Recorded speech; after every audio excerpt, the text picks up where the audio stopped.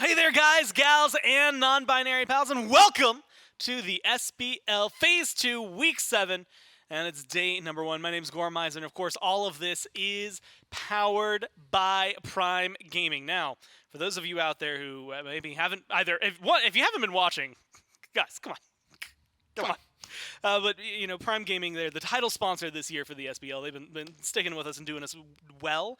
And you've already seen, you know, in the past, the kinds of games that you can get. But I'm here to tell you that you can make the most of your Prime membership. If you are already a Prime Gaming subscriber, then you get things like a free monthly Twitch sub, which you can use on any of your favorite channels, like this one. There's a button right down there if you just wanted to click that. But you also get free games, free in-game content. There's a crown up there that has a bunch of stuff that you're going to want to check out. All of that plus the shipping and movies and everything that you get from a typical Prime sub as well. And if you're not a Prime Gaming subscriber, well, I can tell you, the best time to do it was yesterday. The next best time to do it is right now. Go ahead and do that. And again, thank you to Prime Gaming for being the title sponsor this year of the SBL. But like I said, it's Gormizer. I got Trelly on the desk with me. If you were not watching Waiting Room, then also, come on.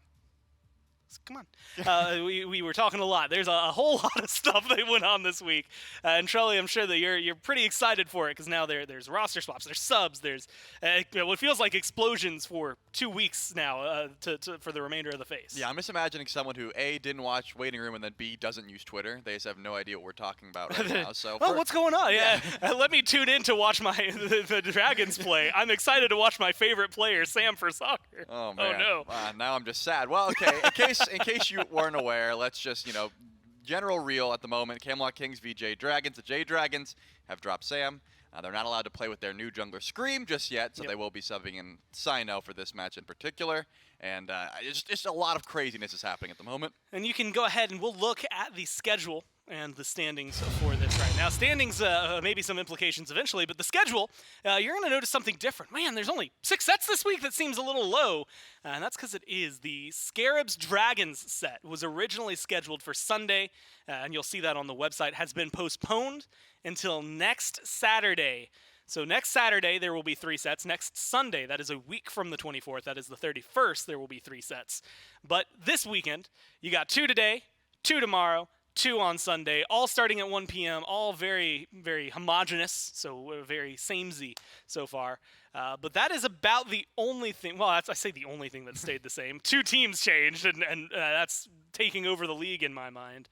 But we will be watching the Dragons up against the Kings. The Kings, most notably, lost last up against the Scarabs. Something that was, I think, a very monumental win for the Scarabs there. Who have now lost their jungler. Yep. And will be, the Scream will be, that is, playing with the Dragons. The Scarabs will be playing tomorrow with Oath. And the Dragons will be playing today with the Camelot. No. Well, they will be playing with the Camelot Kings. But they will be playing with Cyno taking up the mantle of the jungle. So that one's going to be very interesting to watch. And also means that most of the notes we have for I think either of these squads, maybe, well, I guess for the Kings it makes sense. Yeah. Coming off of a loss, not necessarily feeling too great about it. Game 1 was a hard-fought win. Game 2 was a scream victory, is what I described, and then Game 3 was a Scarabs victory. And so that was something that I think the Kings are going to have to bounce off of. They're all smiles and laughing, though, so fine. I don't think they seem to care. Looking at the mentals of the Kings, they seem fine. I mean, Genetics has the biggest smile on his face. Everyone's having a good time, just powwowing. So, I mean, Twig is laughing so hard his sides hurt. It looks like so they must be pretty excited going into this match. But yeah, I'd say watching that set, it certainly could have went either way up until that Game 3. Yeah. You know, when I saw Twig not only pick the Thor, but then tweet afterwards like, okay, it's probably time to put Thor in the trash. I was like, oh, so maybe that was just a draft for that Game 3. No, this is one I was having a lot of fun looking through the Kings because I finally went through and updated my milestones again. This is going to be Netrioid. He's 1 kill from getting his 1200th career kill, so I anticipate that happening. It's going to be very difficult to go into a set as a carry. ADC, I would hope so. Twig is 3 kills from getting 2500. He's one of the top 5 players, I believe, in the kill contention running. And then Variety. This is going to be his 700th game of Smite competitive that he's played. And so that's a lot of Smite. And so it's going to be fun to watch. Again, a lot of what the Kings are going for here is just cleaning things up. You're looking at a team that was at the very top. And a team that makes some interesting decisions sometimes, one of which was a Thor lock-in most recently. And we actually have a listen-in for the Kings and their exact thoughts when they did lock that pick in.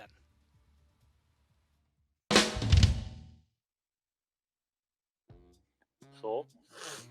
I don't... Thor's okay. Good poke.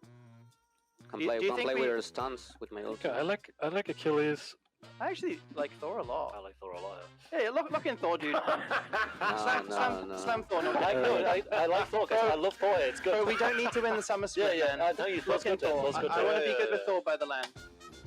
Sure. Dude, yes. Giggity. Yeah, I won't lie. Yeah, just look in Thor. Okay. CaptainTwig Thor. Look in CaptainTwig Twiggy Thor. Okay, listen, guys.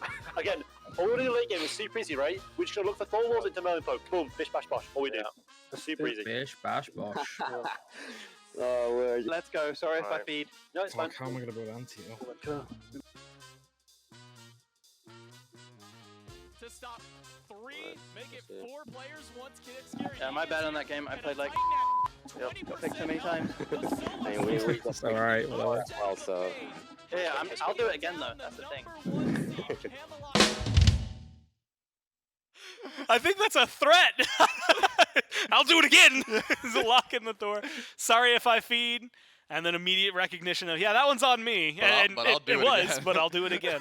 I'm going to pick up on one thing that was interesting in there, and I want to ask your thoughts on this. Lay it on me. Thor, Twig said he wants to be good on it by the end of summer split by Masters. Is that a pick we expect to see more often? I've gotten some unfortunate news for Twig. I think he's already good at Thor. What he did there, there's great Thor players that still can't make him work in this meta, so I don't think that's going to help at the moment. But hey, maybe these mechanical geniuses in the SPL are going to be able to prove me wrong and prove everyone wrong at this point, that maybe Thor would be a highly contested pick during the Summer Masters lane. Well, some fun things. BigManTingz is the highest KDA in the league this phase. Genetics has a 3.4. And that's higher than the highest on the Dragons, who they're going to be playing up against. fineokay's got a 3.0. And, of course, it's easy to look at it. You can see Panda, Mike, Pegon, and Fino playing in there, just hanging in there. Do what? I'm just sad seeing that empty chair. chair. There's an empty chair. Well, it will soon be filled next week. The next time you see this team in studio, there's going to be somebody sitting there. And so that's going to be an entire thing. But right now, if you're wondering who that empty chair is, it is Cyno. Who you should recognize from all sorts of play in Smite across years and years and years. Again, looking for someone who's decorated, most notably recently, if you're looking for team synergy, not only has been dominating really well on the Kowloon Warriors in the Challenger circuit, but last year spent a lot of time playing with Pegon in the in the jungle and mid lane. So there's a lot of synergy already built up between this as a jungler and a mid. Yeah, and the interesting thing is, given what Mike was saying about how the Jade Dragons want someone who plays more, like that wasn't exactly what Mike said. I'm going to paraphrase a bit.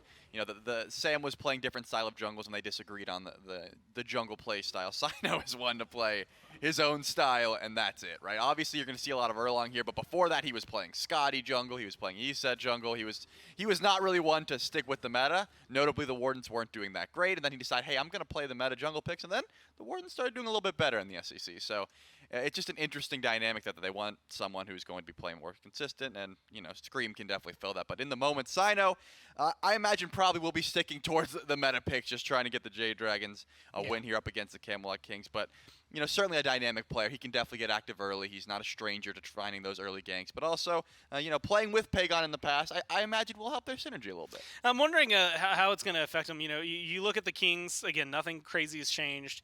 Chiron, Ymir, Artio, King Arthur, Osiris, like they've just been playing the same picks. They like picking them. Those are their top 5. For the Dragons, it's Fafnir, Nemesis, Huang, Capri, Uller. Like, there's a much wider variety, but very notably not very high. I guess neither of them very particularly high on junglers. The Osiris showing up there for the Kings. So we'll see whether or not the Dragons, with a sub in for the jungle this week, will put up a strong fight. They have not had crazy amounts of success. Again, kind of back and forth. You saw in the standings them drifting towards the bottom. The Kings took their second loss this phase. First one was to the Leviathans a few weeks ago. This last one, most recent one, was a 1-2 loss to the Scarabs.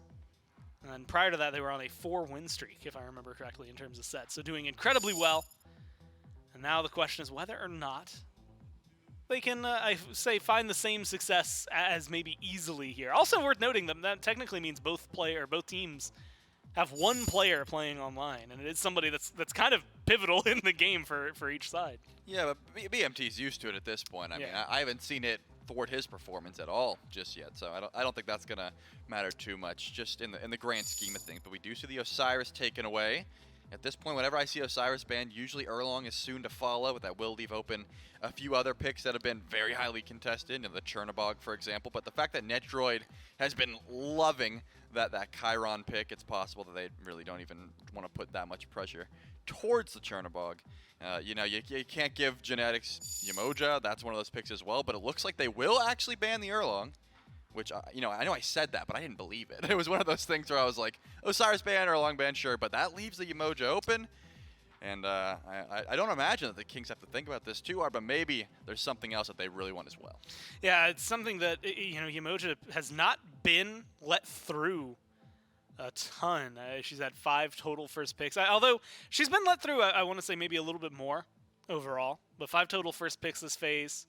3 of those have been wins, so that's a good 60% win rate for him. It's going to be the Nemesis instead. Okay, I see what they're doing. And I will say, running it back towards those bans, because you had mentioned it, the Morrigan, the Uller, the Capri on the side of the Kings, most of those make sense. The Osiris, the Erlang. The ESET, I was going to make a joke saying, do you think they banned this so that Cyno won't lock it into the jungle? But in a real fashion, last week the Kings had it 3 games. They won 3 games with it, so this is like a, hey, you guys are too comfortable with this, and get rid of it. But they lock in the Nemesis, and you said, I see what they're doing. Yeah, what are they doing? They're gonna grab Capri. I mean, they knew at the base here. You mean Cthulhu? Oh wow, they did ban Capri. What am I talking about? I was gonna say they'll let the Yemoja open so they could grab the Capri. That just totally blanked my mind. Now I've got no clue what they're doing. The Kings. I mean, it all fell apart. Yeah, genetics loves the Ymir, but can that really be what they were? Because they obviously knew the Yemoja was gonna get taken. The Chernobog had to get grabbed as well, and they value this Nemesis pick. But in my mind, they were saying, we'll let the Yemoja through and we'll grab one of the other top supports. But they banned the Capri themselves, so that threw a wrench in my whole analysis.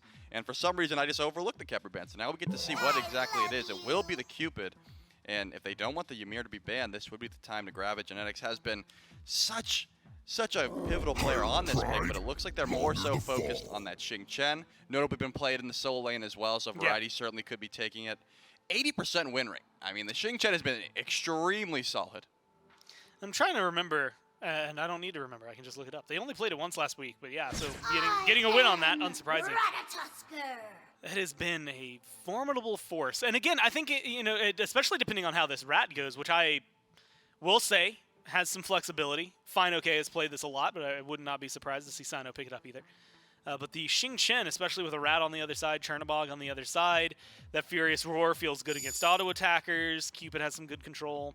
Also, you have to look at Xing Chen's ult, like the stuff he brings in a team fight, the control he can bring in a team fight, plus his own survivability is all pretty impressive. And so the Dragons, again, lock in that Ratatoskr alongside the Cherno and the Yemoja. Ban away King Arthur, which makes me think that they are also noting the flexibility of the Xing Chen. Could be genetics, could be variety. And this next ban from them will maybe indicate a little bit more as to where they think it is truly set to go. But an Aja on the other side. And that one is strictly a, yes, we know Cyno, and we want to try and control a little bit more of that god pool if we can. Yeah, I think smart by the Jade Dragons to take away the King Arthur and the Ymir, because I think the Kings don't even know where that Xing Chen's going, right? They're perfectly fine to give it to Variety. They're perfectly fine to put it in Genetics' hands as well. So might as well take both of those picks away, throw Genetics onto a different side of support, and or, you know, notably the Bellona is still open, so that's something that Variety could go to that he loves playing. It would have a great matchup into the Chernobog. You know, you're going to be trading fairly evenly against the Rat if it is going to be Rat solo, and since I'm seeing a Wheelix hover, that certainly could be the case. There's only one leap that you're looking at, but some knockups from the Yemoja and the Rat ult, so there could be some synergy there if that's what Cyno wants to do, trying to get some early lead. Notably, it will fall off late, and that's kind of been the story about Ratatoskr as well, right? Yeah. You got tremendous early presence, and then as the game goes on, you know, I'm not talking like 30 minutes, even past that. Once your Rat ult is just being used for CC, it's sort of difficult to survive in that backline, but it looks like the Jade Dragons want to get active early, and they have their late game sort of covered with the Yemoja Chernobog I do want to give props over to fineokay, though, because last week played that Ratatoskr twice, won with it twice, and notably, like, even though it fell off, I would say even hard carried some of those games. I mean, he was a reason they were winning. It was very, very impressive to watch. And so I think that that's something, you know, that maybe isn't on the forefront of the minds. Like, you have to be aware of that. Like, you know, if you're the Kings, is like, yeah, they played it twice, they won with it, but is it still, like, is that the threat? Is fineokay the threat on this pick? Is he not? And so they were willing to let it through. Not that there's a world where you maybe ban Rat over any of the three things they did prior to that, but it goes through here for the Dragons, which is either going to be a good omen, and we can see more of that, or we'll see if it falls off, like you say, because it can hit pretty soft in that late game. But they get the Huang, which, you know, go back 4 weeks ago, then I'd say, okay, so this is PandaCat, Pegon's probably playing Cherno, it's something weird. But more and more often, more recently, Huang has been more consistently in the mid lane. And it feels like that's, you know, a good spot for him to be. Plus, safe mid laner, you know, you've got the Nemesis, you don't know what your matchup is. It feels like he's just going to kind of be a blanket ease into the mid lane without having to worry about it. Yeah, it certainly could be the case. It really just depends about how afraid you are of the Cupid matchup, in the sense of, you know, Chernobog's just going to trade ult for Fields of Love in lane, and then the rotation after could be exactly what you're looking for. But finally, we'll get to see if this is going to be Cyno playing the Rat, which, again, there was a Wheelix hover, so I'm assuming we're going to see. Yeah, they found something hilarious, and I wish I could know what it is. But oh, look, it's a real laugh. If you have to take your glasses off to wipe your eyes, that is like genuine something got to him laugh. Like that is not. That's just what Cyno brings. That's what I'm assuming. And it looks. Oh man, that's the first Nike game this year. Yeah, no, I'm aware. I think that's why they're laughing. Cyno said, "Give me Nike," and they said, "Are you sure?" And that's what we're witnessing here by firsthand. I'm trying to loop through this in my head. Nike, I guess it hadn't been bad, right? Like, so like, where did Nike go? Like, so why has there been no Nike? Is the best question. Well, the issue is so many year, relics counter her shield. And true. That was her big deal, right? She's got a passive for the whole team, which so does Discordia. So that was like the reason you were picking both of those, right? This passive is going to help out your team, and then you just send like full damage Nike, Erendite, Heartseeker at the back line. Hopefully you get some damage with the shield, and then you're sort of stalling and waiting for your team. She fell off because, you know, you can just nuke the shield so easily, Sunder, Cursed-Onk. There's so many ways to just make sure that she's obsolete, but she can farm the map very well. She's pretty quick, and she still does have some decent fight into a Nemesis, for example. You've got a lot of ways to disrupt that shield and just be annoying. You know, there's a reason she hasn't been picked, though. So I'm guessing Cyno's got some tech for us. He's going to show us exactly why Nike's fallen off. Or, you know, of course, You know, I don't think fineokay's playing it. There's a world where Yeah. there's a rat jungle, but given the fantastic performance that fineokay had on the rat, you want to make that global presence used as best as you can. We'll just have to see how quickly the farm can get online. If you're just trying to outscale the Nemesis in the early, Nike could be a good option. Normally, and you know, I guess like auto attackers, I think of like the Nike shield that comes up, like I guess good here against the Neith and the Cupid. Like I don't know, there's a lot of stuff on the other side that it feels like it is strictly disruption, right? And that's what you had mentioned. You're jumping in, you're getting a knock up off of that, you're throwing out your shield, you're slowing down the team. Admittedly, at that point, towards the end of last year, that was the end of your life. No matter what, you got the slow out there. Someone would sunder you, the next person would not curse donk, the opposite one, the sprint, to make sure everybody got cleansed of that slow, and then, well, that was it. You were just dead. You were deep in the middle of 5 at that point. Now, again, you mentioned that it's very heavy. I think a lot of those relics still prominent, but not as picked up as often, right? Like Sunder was only picked up for the Nike, things like that. And so it's either going to force like a lack of a shell or a horrific or any of the others that we've seen picked up, and go into that, which is not a bad thing if you're just getting a kill off of it. But it does change, I think, some of what genetics and variety are going to have to pick up on that front line. Yeah, I just think you get so much value as is from the Curse Dunk because of the Yemoja pick, so if that is the option, I think genetics probably has that in the back of his mind. He's always been one to make sure that his relics are on point and his counter matchups are always there, so I imagine the Camelot Kings are thinking about that thoroughly. I just, given the Jade Dragons draft, it seems like, hey, we're playing with a sub, we need our jungle to facilitate us all. Nike's going to give us all like a big boom with the passive, so even if Cyno's not able to get that much early presence, because the Kings farm the map so well, and they always have. I've got to go look now to see if I don't remember the Wardens playing it that often either. No. And so I got to look, like, immediately scrolling down, there was some Smirlong Shin, there was some Osiris, we got the E-set, which I'm, again, inclined to believe was Cyno more than I think it was anything else. And again, no scrolling down. There was not a Nike play in the SEC for him. Nope. Again, a team that has looked really solid and done really well. Maybe it was in some of the last couple of weeks. Did play, I believe, a Ratatoskr. Maybe that was a solo, and there's an Erlong Shin on the same roster, so that doesn't tell me as much. It's been a couple of weeks, so I can't immediately pull it into my head. But, notably, I think changing up this dynamic for everybody, right? I mean, it's not just, hey, Cyno's picking up a Nike, and it's, hey, he's been playing it a whole ton this year, it's fine. I don't know what to expect. I mean, we've got Season 8, and that's what we have to go off of. And so it's going to be fun. How does it synergize, at this point? Like, everything the Kings are playing, we've seen them play before. In fact, honestly, the only thing that surprises me is there's a Cupid over a Chiron. Right. How does this Nike synergize with like the Rat, with a Cherno, Yemoja, with the Huang? How does it fit into the team? Yeah, I was looking at the draft, and I think, you're never ganking the Xing Chen. I feel like that's never going to be a great option for you. But you have a great matchup against Cupid, so if Cyno can put some presence over the duo lane, I think the Jade Dragons might be able to find some early success. Well, let's see. Can the Dragons do it with a sub, or will the Kings continue their reign on top and bounce back from their loss at the end of last week? Let's go down to Dave and Myth and find out. Roster drama strikes yet again for one of these two teams. For the other of the two teams, Myth, can you tell me which team the roster drama struck for? Let me look at the names. I gotta guess Jade Dragons. Like, that's a It different is indeed the Jade Okay, Dragons. cool. If you're just now tuning in and somehow have missed it all, first and foremost, congrats on being off social media.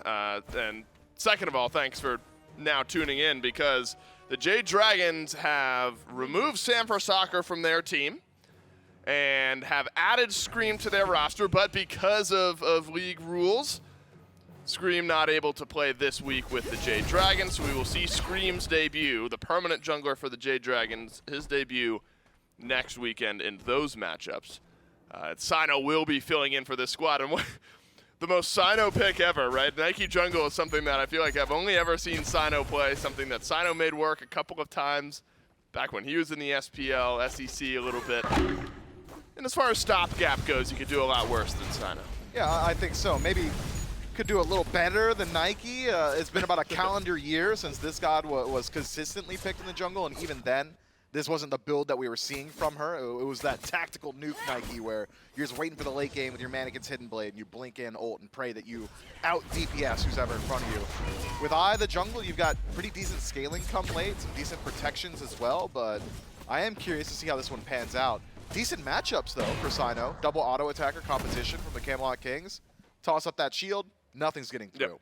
All right, now we will continually talk about the Jade Dragons and their roster, I'm sure.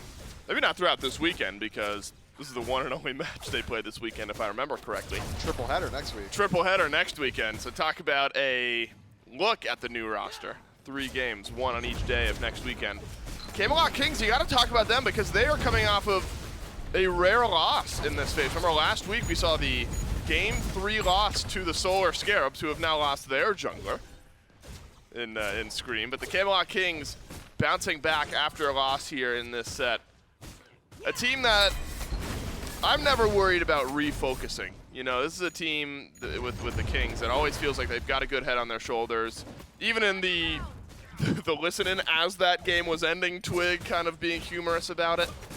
I think the Kings realize that they're going to be just fine as long as they recenter and play their game. Hey, they built enough of a buffer at the top of the league that they're allowed to drop 1 or 2 games every now and then. And, well, the Kings have always been that regular season beast, so I think no concerns for them. Only concern really is if they lose this game, maybe we ring some alarm bells. CaptainTwig, stunned by fineokay, will use the double dash to get out. I think Cyno has the jump ready to go. And so, a meeting of the minds over on the right side of the map. And this is a different look over here on the left side of the map. PandaCat hasn't played much Churn. I mean, the fact that this is just a standard... Hasn't been playing much Hunters. Yeah, right. The fact that this is a standard Hunter in lane for PandaCat, surprising. And then Netrioid hasn't struck me as much of a Cupid player in games of past. And so I'm intrigued if PandaCat, I say this jokingly, still got it on the Hunters, but really Netrioid on this Cupid, I think, should be a fun storyline to follow. Yeah, I wonder if Netrioid goes to the Cupid just because Cupid's been on a slight resurgence recently, or if it's more so to take away from PandaCat, one of his favorite hunters, as of the last couple of weeks. Either way, the matchup in lane, pretty nice for the Cupid. Fields of Love likely going to force PandaCat's ultimate just about every single time. Any god that you can pick in a Chernobog that is removing some of that global presence from the map is just so important. So having that highly aggressive matchup where you're not overly reliant on your own ultimate as Cupid, I mean, it's a decent self-peel tool, but how concerned are you really about Nike ganks in that lane? Probably not very, so just use that aggressively and make sure PandaCat is stuck in that lane with you, at least during the first 15 or so minutes of the game. After that, once your Cupid's on rotation, PandaCat's going to have free reign regardless, but as far as direct 2v2 lane matchup, I think the Camelot Kings have done very well for themselves. We're starting to get to the important threshold here for CaptainTwig, level 5. Get your ultimate online, and that's when we have seen this Camelot King style of comp with the Neith and mid really flex its muscles. When BigManTingz throws out a World Weaver, it's a divine judgment. I always almost say final judgment, but that's our boy Thoth. Out from BigManTingz paired with CaptainTwig for this big nuke damage. Should be some options on the map, but beads and general escapability for Pegon. PandaCat beads, his ult. Wonder where BigManTingz feels like he might be able to put some pressure. Heavenly Sprint from PBM, going to make it really hard for Netrioid to use Fields of Love. Even the ultimate from CaptainTwig. Nemesis is so reliant on her slows. Heavenly Sprint going to ignore literally all of that as well. So disengage for the Jade Dragons. Just strong across the board. 2 HP bars for Cyno. Global presence for both Panda and fineokay. PBM giving mobility not only to himself, but his allies as long as they're nearby. The Camelot Kings in these team fights are likely going to find themselves in situations repeatedly where, sure, you can find the damage, but can you finish off these kills against this incredibly slippery composition? I think it's going to be pretty difficult. It really is going to come down to how well Genetics is connecting with his hard CC and Variety in particular. That Whirlwind of Rage and Steel being that primary initiation, that primary AoE CC in the 3v3 or the 5-on-5 engagement. It is going to be difficult to find pay dirt because who else is burning those beads consistently? Right. Genetics with a single-man stun, BigManTingz single as well. Netrioid, we already talked about how his ultimate's going to be a bit relegated by just Heavenly Sprint. So I am curious, and I'm keeping my eyes on the beads of the Jade Dragons. When they're down, the Camelot Kings really need to optimize on that. Yeah, agreed. Plenty of counterplay there for the Jade Dragons. Do wonder, you know, we haven't seen a lot of Sunder Myth because generally we haven't seen a lot of Nike. I've seen some Cthulhu. Raging Steel out from Variety, but no one is on this side of the map, so just ultimates exchanged by Soul Laners. Genetics will dash away from Cyno and Mike on the other side of the map. So it's a cursed Ankh right now for Genetics. Do you think enough of a threat in the Nike, that extra health bar with the shielding, basically, to warrant a Sundering pickup for somebody on the Camelot Kings? It's so hard to say, right? I mean, Ankh's already pretty decent in a Nike. Maybe you don't need to double dip. You'd really be sacrificing either initiation or chase down, so I'd say no. There's your combo, and fineokay doesn't have ultimate, but does have the dash. CaptainTwig's got one as well. Should be damage in Variety with the roar. Puts down fineokay, and that's first blood to the Camelot Kings. And so it's the long con from Variety. Burns the ultimate from fineokay, and CaptainTwig and Tingz able to capitalize. Yeah, I wonder why fineokay had even decided to use that ultimate originally. He wasn't under threat. You'd already seen the entirety of Variety's kit. You had time to stop, look around, realize nobody's there, but it goes in that ultimate regardless. When you don't have beads in this lane against this global presence from BigManTingz and this chase down potential from CaptainTwig, you really got to hold on to that ultimate. The going up into the sky is the only safety line, the only safety net, rather, that fineokay has got for himself. I think he's probably taken notice of that as well. I doubt we see Variety just picking up that ultimate for free again. It was well timed by Twig to get the ultimate down right before that World Weaver hit, and so fineokay took the maximum amount of damage. Build for fineokay looks like what we've seen on the Ratatoskr as of late. You go the Tank Acorn into Soul Eater. Get that stacked up so you're able to sustain up nicely in lane, get a little damage, and then something a bit more defensive later on. A chance for the Dragons, though, to answer back as a dunk in from Cyno, and fineokay finds Twig. Are the branches long enough? They're too long as fineokay has overshot his target, and the reinitiation is good. That's good. But a double whirlwind of Rage and Steel from Variety puts the aggression onto Cyno, who does not have health or mana. But I don't think Variety's got the damage to get this done. A clean kill for the Jade Dragons. Yeah, unfortunate for Variety at Cyno actually taking up the tower there. Had it been fineokay with the ultimate from BigManTingz, likely would have been able to at least trade out 1-for-1, but instead, it's a clean trade for the Jade Dragons. Able to get a little bit of help over to fineokay, close up that level gap that already established itself, and Cyno, the sub for the Jade Dragons, finding a bit of a lead in the early game as well. Now 9 to the 8 of CaptainTwig. That's clean play. If it's going to be difficult to chase down Genetics, if you don't really want to make the rotation over towards the duo lane, and speaking from experience, being a jungler, ganking Xing is one of the most miserable things you can do on the planet. He is just so survivable, so much CC, so much CC immunity, so much HP 5. I like the call from Cyno. These lanes don't really feel great to walk into. I'll just chase down the jungler. CaptainTwig may be fast, but the chase down was there. Camelot Kings have a 3 versus 2 in mid. Won't fight anything. Pegon and Mike will backpedal away. This is the most Camelot Kings style of early game, right? I mean, you get first blood, but then you lose a kill later on. You still find yourself about 1,000 or so gold ahead, as Doug pointed out to us a moment ago. Lots of poke damage, though, and that's a great Rivers Rebuke. And it's got to be there for the Jade Dragons. It is. PandaCat just wanted the assist, so he'll rotate to mid and then walk back to lane. And that is the downfall of the Neith. We have not seen much pressure on BigManTingz on this pick in the past. That's great capitalization by the Jade Dragons. That leap goes down, and PBM locks him down. Simple play, and one that you could see repeated until a Phantom Shell is picked up for the Camelot Kings. Bit of a skirmish around the Greater Scorpion. Mike should be out. Would think. Good peel. Ultimate in from Twig and pushback from Pegon, but wait. fineokay reinitiating, dunks down. Genetics dodges it out. And everyone will survive. All that over the Greater Scorpion. The Jade Dragons had a chance for initiation. Look, any chance, any opportunity to get this Ratatoskr more involved with that ultimate. They're going to take it. Not enough damage here for BigManTingz, and Pegon will float away. Yeah, and expect to see a whole lot of that for probably the next 10 or so minutes while this laning phase continues. Camelot Kings just so good at playing the map. Any minuscule opportunity look to be at. Pyromancer, it's low. Oh, but everywhere on the map, it is. That Don't is. step up. Wow, Camelot Kings. And that is such a simple moment, but the Kings probably realize we got ultimate up. If anyone steps up, we're just going to stun them. We'll take the Pyromancer, and we'll extend things out. So another 5 or so hundred gold for the Camelot Kings in their entirety. A little bit of a dip down, though, So the Jade Dragons were able to pull some gold back and are ahead in the experience department. So far from an insurmountable lead. Not much of a lead at all, but the Camelot Kings still playing the map somewhat effectively. Really the big thing here is that it's going to take a little bit of time for Tingz to get that ultimate back. We've only seen the one gank on the back end of the World Weaver. Hey, I mean, World Weaver for Pyromancer is a pretty value trade. Sure.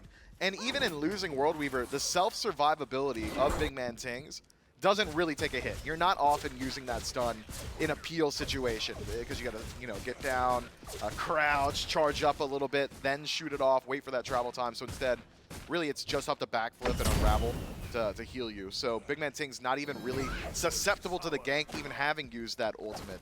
Still maintains beads, goes towards Shell in second slot. This is an incredibly annoying composition on both sides to be a jungler. Neither one of them, Cyno or CaptainTwig, really have an easy lane to go towards. Mike, stunned by Netrioid. The Cupid has hung out in lane plenty long and gets the Transcendence fully stacked up into the Aussie. On the flip side, different itemization for PandaCat. Transcendence, yes, but Executioner after the fact.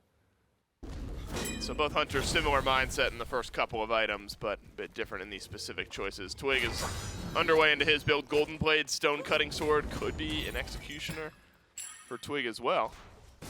And it does look like on the flip side of the jungle myth, Cyno will be going pretty damaging. Get the Brawler's Beat Stick, Erendite. Nike's gonna try to put the hurt on the Camelot Kings. Erendite helps you out with some of that chase potential, so these very escapable targets for the Camelot Kings have a slightly harder time getting away from Cyno. I like this itemization.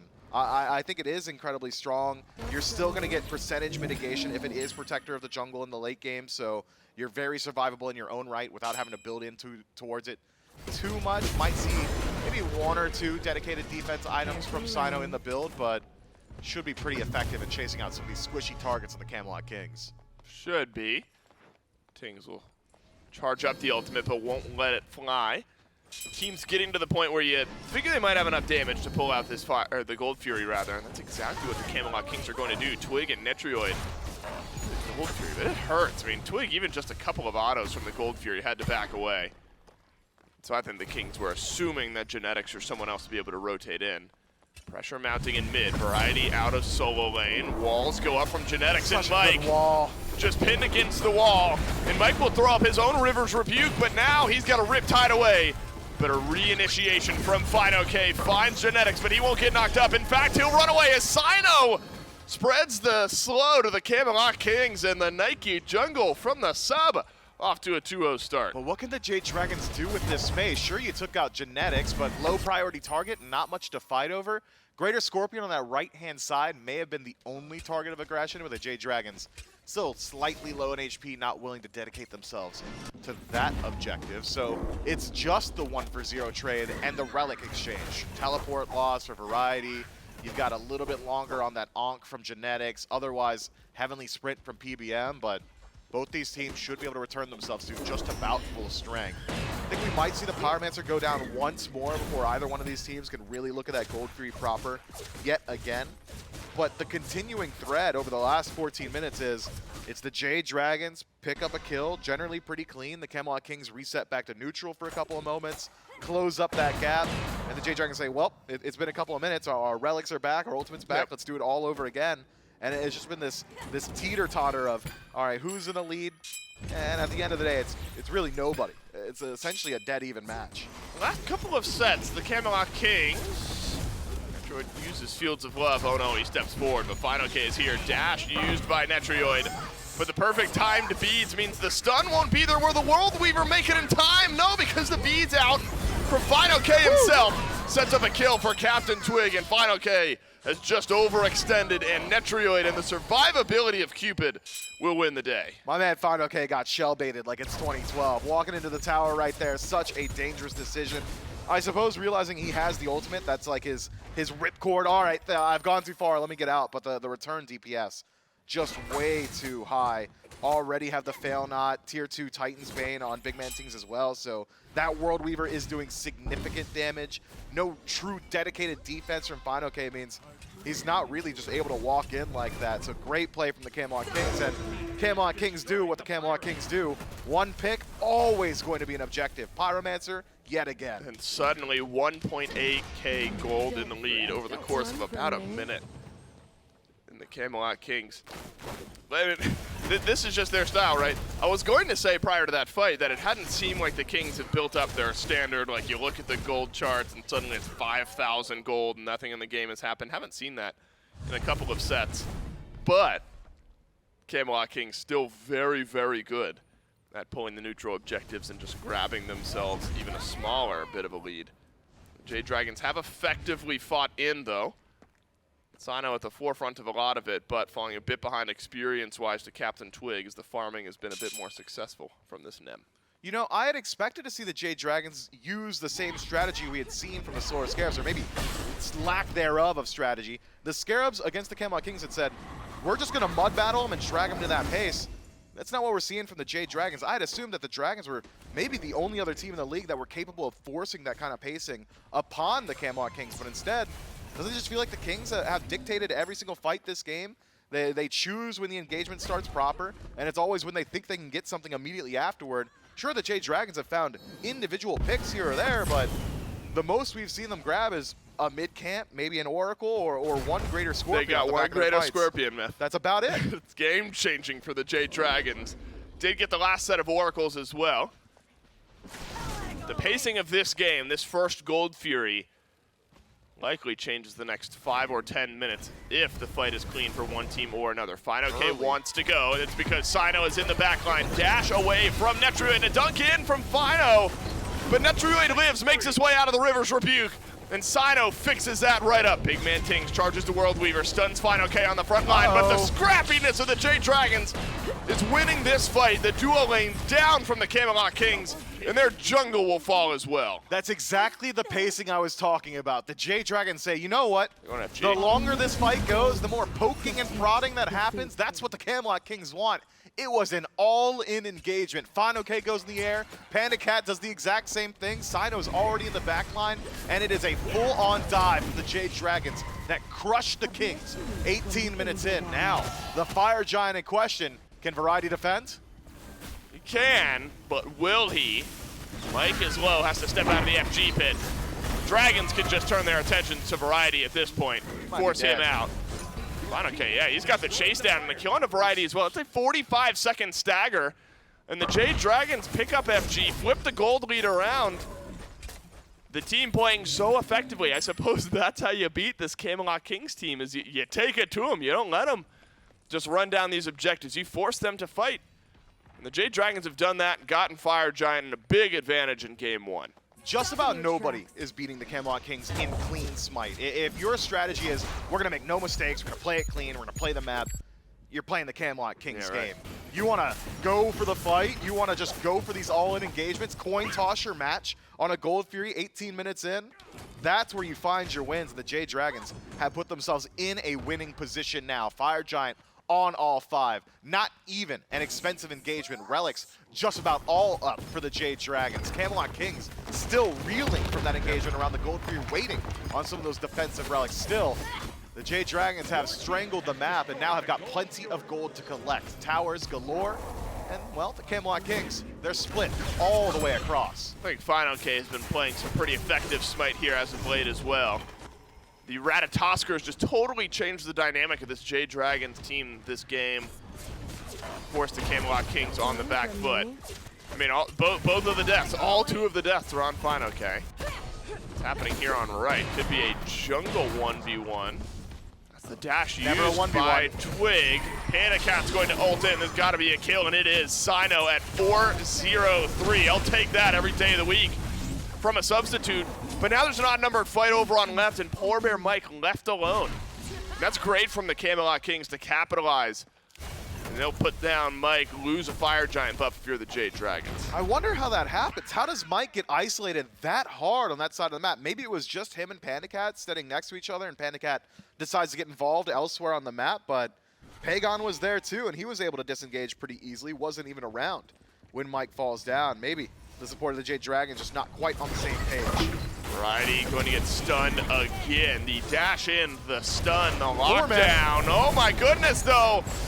The death from fineokay off the stun from Netrioid. What an initiation from the Kings out of nowhere. The Kings run in, and they will knock down everyone.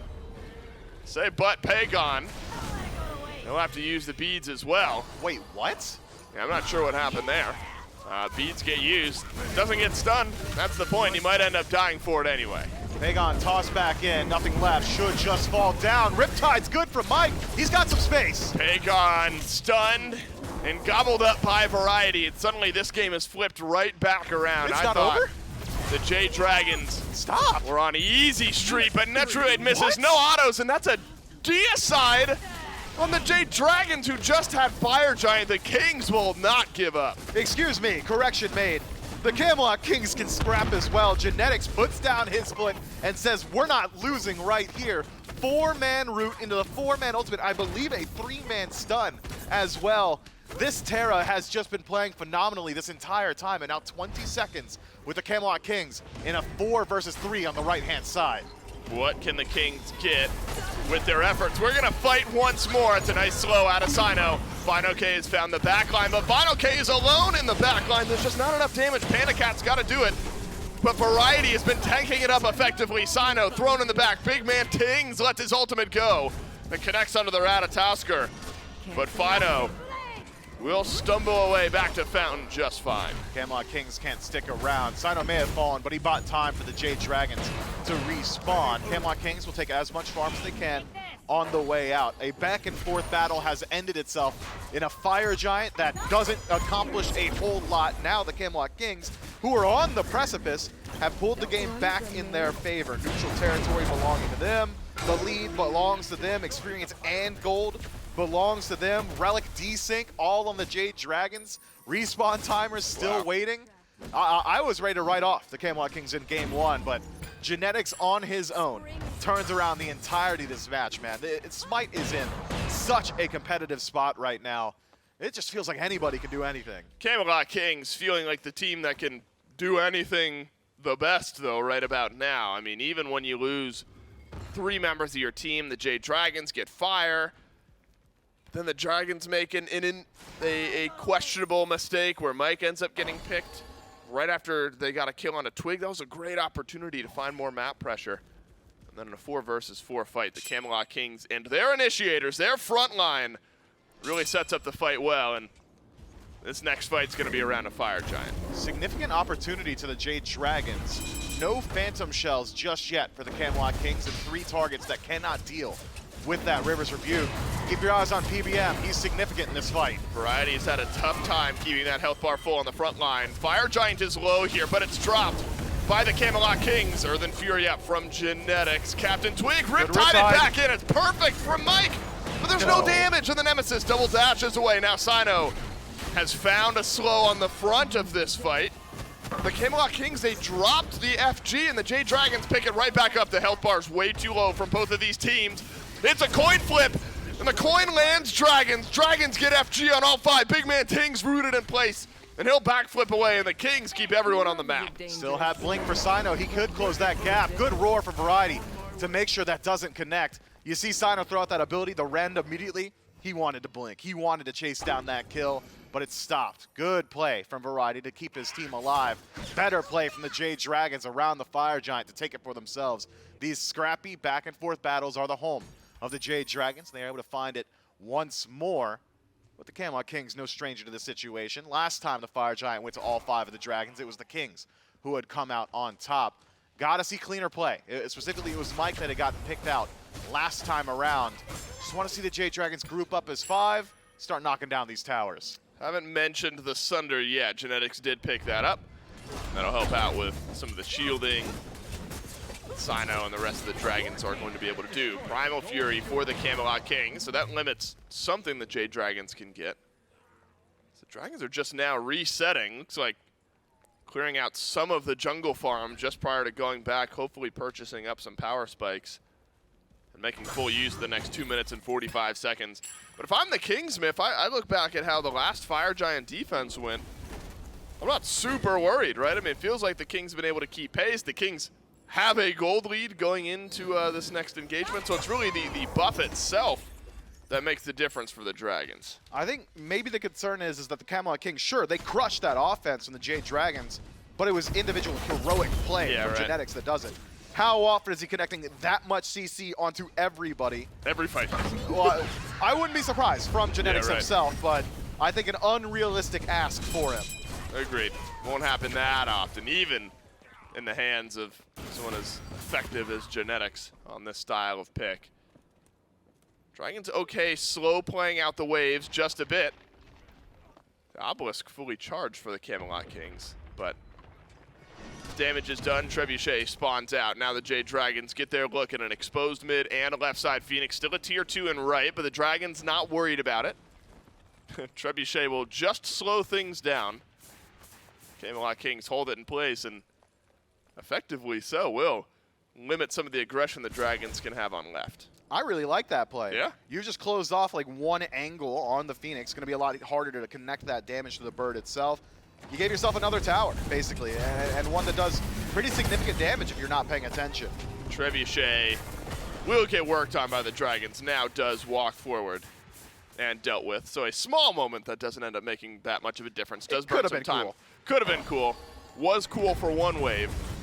But now the Dragons, all 5 with FG, but they've only got a minute left on this buff. It's taken the full remainder of the Fire Giant buff just to get here under the left side Phoenix. A 1v1 between Twig and Cyno happening over in mid lane. Netrioid rooted in place, takes a chunk of damage. He'll throw out the Fields of Love as well. Cyno ults into the back and has to throw up the shield. Needs some help from his solo laner. And fineokay joins the fight late. Doesn't have the damage for Netrioid, who will scurry away back to Fountain. fineokay drop down, double kill for BigManTingz. Left side Phoenix will fall down, and the Camelot Kings on the chase. PandaCat forced to use the beads. Variety, hot in pursuit. PandaCat rooted in place. Ultimate up from Panda. Back down he goes onto the wall and off. But right into the wall, into the pillar from Genetics. PandaCat still has the Aegis though. Heart bomb on him. That's the best he can do. Oh no, Variety! Solo jumps into the backline, and Pegon reinitiates. This is a big moment for Pegon. Gotta find a kill here. Gets one onto Genetics, but Netrioid's got a double, and suddenly the Jade Dragons down to just Mike for the next 15 seconds or so until Cyno is back on the map. So when Fire Giant respawns, it should be in sync with Pegon, maybe about 5 seconds after, so you're left alone or in a 5v4 as the Camelot Kings in the Fire Giant pit for at least 10 seconds. That is enough with this composition to burn down the neutral objective, but the Camelot Kings seem to want a bit more on the map. Grouping up, Phoenix could be a target, but it's going to be hard to work through PBM, Cyno, and fineokay, the triple front line of the Jade Dragons, so I think this a much safer call.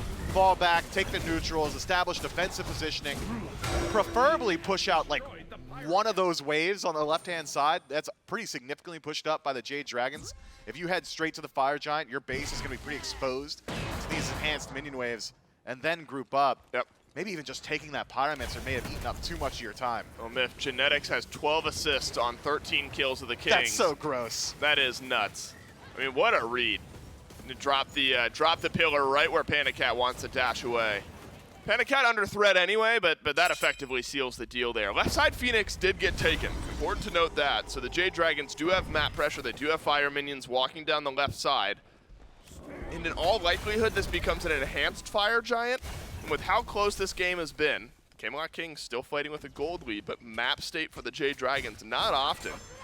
You get to see a game like this where the team that's heavily down in gold has had a couple of FGs, but the Kings have been able to stifle the offense now a couple times in a row, outside of losing that left side bird. Cyno left alone, forced to blink defensively. fineokay in the air. That's a lot lost. Netrioid doesn't have beads, but does have shell. fineokay, though, absolutely melted through the Ratatoskr. The first to die, and the Jade Dragons don't have an opportunity for an answer back. Mike is going to get stunned. Variety, though, has to leave. PandaCat, that Odibo, sending some damage towards Variety. This poor Xing Chen has just been melted at every turn. Pick on to fineokay, effective. Is it effective enough for the immediate enhanced fire giant pull? Yeah, once I saw Cyno fully disengaged, seeing fineokay actually land aggressively there was just a surprising decision. I know that the thought process is, hey, my ultimate is integral to our team fight. That is a key component, an arc stone of our initiation. We need it. But you gotta know when it's just not going to work, and fineokay certainly did know that. 1 and 5 on the Ratatoskr, maybe not indicative of the performance throughout the entirety of this game, but one flub team fight might cost you a lot when the Fire Giant's enhanced. Camelot Kings have been team fighting effectively. They are DPSing this enhanced Fire Giant effectively. Oh, nearly stolen by Cyno, but nearly is not enough, and Cyno will die for his efforts. Camelot Kings, they get EFG on all 5 and a pick onto the jungle. Left side Phoenix under threat. Someone gonna have to go defend it. Make that 2 someones, CaptainTwig and BigManTingz. Camelot Kings with enhanced Fire Giant can take their time, and it's pretty clear where the decision-making is going to lie. Most valuable Phoenix on the left-hand side, only tower still standing on the left-hand side, only a neutral objective on the map is the Gold Fury. So the Camelot Kings are probably going to work to the west side of the map. Jade Dragons base defense, first time we're going to get a look at it this game truly, is not weak. Pegon going to struggle a little bit on wave clear, but PandaCat should be able to help out a good deal in that regard. PBM's been struggling to find impactful ultimates so far this game, probably why we only see 1 Phantom Shell from the Camelot Kings. You have to burn through that one first, but it'll be easier to do so in a defense situation. The Camelot Kings is just going to walk into your Phoenix, so easy to line up those Rivers Rebukes. I think Cyno and fineokay have got to be the topic of conversation, though. The Jade Dragons live and die with their dive in this match. When the dive works, the team fight looks pretty good. Last couple of team fights, that dive's been desynced. The Jade Dragons have lost a lot of their efficacy. So every time fineokay goes up, every time Cyno's in the back line, that's the go button. The Jade Dragons need that initial engagement to work. Sunder has really hurt the jump in of both Cyno and Fino. Noted, BigManTingz lets his ultimate go. That just pops the bubble on Mike. So something missing now from the rest of this team fight. 55 seconds off of it. Don't need a World Weaver when you're right in the opposing team's face. That's a good Rivers Rebuke in the sense that it's forced the Camelot Kings back for just a moment, but didn't quite find the zoning that maybe Mike was hoping for as far as pick pressure. Because the Kings have been able just to backpedal, resustain up, and now they get another chance. Yeah, Netrioid should be able to resustain pretty quickly with those Cupid hearts or just the healing of Fire Giant. And Phantom Shell is maintained. Now with Rivers Rebuke down and not a whole lot of CDR for PBM, well, you could just go ahead and use that as another shell in this team fight, giving you a whole lot of survivability and some leeway in your initiation. Mike 15 seconds away from getting his bubble back. BigManTingz uses the World Weaver again.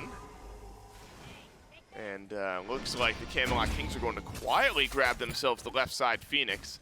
Just waiting on some priority ultimates, the Rivers Rebuke, to come back. But I'm not sure Mike is going to get that chance. What has happened to Pegon here? Is Heart Pop going to kill him off? It is! And Netrioid, unstoppable during the last stretch of this game. 7, 1, and 8. fineokay dugs in on a CaptainTwig who gets stunned. But there's no damage from the Jade Dragons variety. Melted through on front again. A couple low health targets and a 3-man stun onto the Camelot Kings means that this offense is over. BigManTingz has done a whole lot of damage, resustained from the Camelot Kings. Netrioid's back to full HP. Twig on half. Variety can walk up as well. Mid Phoenix taken down, only one still standing and 40 seconds to play with. On enhanced Fire Giant, 5 versus 4, even with Variety low, should be able to keep up this siege. Did I say low? He's TPing in. Cyno trying to spread some damage to the Camelot Kings. Right side Phoenix down, double knockup in the back. Cyno, uh-oh, what happened to Twig? Again, the Nemesis gone in, but immediately had to leave. And the Kings realizing this enhanced Fire Giant about as effective as it gets. Every tower, every Phoenix on the map gone. Just about every single relic from the Jade Dragons as well. 1 minute out from the respawn of the Fire Giant with all 3 of your birds down.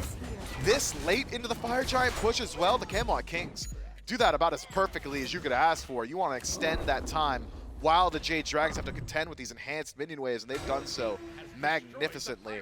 I don't think the Camelot Kings need to concern themselves with the Fire Giant defense from the Jade Dragons. They're going to have their hands tied just dealing with the minion waves on the map. Camelot Kings have essentially guaranteed themselves yet another enhanced Fire Giant. just about 15,000 gold up as well. Gold meaning a little bit less at this portion of the game. You're only talking about maybe finished builds for PBM. For the most part, the Camelot Kings are about as strong as they're going to get, already starting to look towards elixirs on a couple of their key targets, namely BigManTingz and CaptainTwig, going to have a little bit more efficacy in this team fight. Twig in particular, you had brought up, have been struggling to stick around in that back line of the Jade Dragons. That was an infusion of 50 defense both ways sound. I think that'll go a long way for the Camelot Kings. Jade Dragons playing dangerous, though, in neutral territory. I think you got to give a shout out to Variety in this match as well. The Xing Chen has been solo on numerous occasions, but the obnoxiousness of the Xing Chen that we talked about earlier, the inability sometimes to finish off those kills has really bit the Jade Dragons, constantly losing a team member, not being able to trade out with the Kings. Enhanced Fire Giant sprouts back up, Riptide, Rivers rebuked, Variety looked at, Variety low, but Variety lives yet again, and Variety is going to get out. It's unbelievable. The Jade Dragons still have found the other target. It's BigManTingz, and Netrioid dies as well. The double backline dive.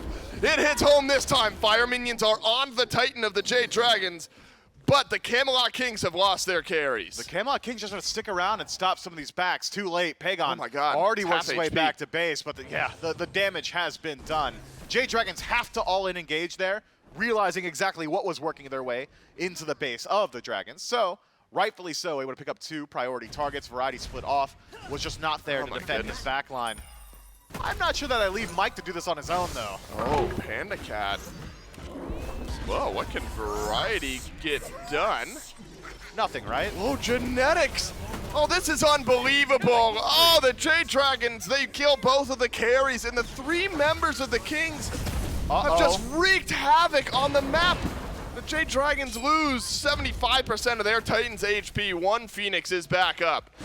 It's on our left side of the map, and suddenly Variety, the one being chased down. The Dragons gotta try to get one here. fineokay teleports back into base, keeps the left side bird alive. the juggling of pressure myth, my goodness, it's like hurting cats in this game. And the Titan loses most of its HP, but it looks like left and mid Phoenix, and soon to be right, will be respawning. Camelot Kings don't strike me as a team that are going to try and backdoor the Titan. I think instead, just going to use this pressure again to group up on that Enhanced Fire Giant and force the Jade Dragons to defend. Jade Dragons, in winning out on that last engagement, though, have put themselves in a much better position. Mid Phoenix up, right Phoenix not too far behind it. But the Camelot Kings have got the Enhanced Fire Giant for themselves, and those Phoenixes may be respawned, but are incredibly weak. Should only be a couple of auto attacks from either Netrioid or BigManTingz to take out any one of these birds. Gotta fight outside your base, though. It's Titan room, easier. Yeah, just keep it outside the Titan room. Fighting the Phoenix, sure, and that's way easier to do than it is in the jungle. Right. So, the Jade Dragons have not shied away from initiating here in Game 1.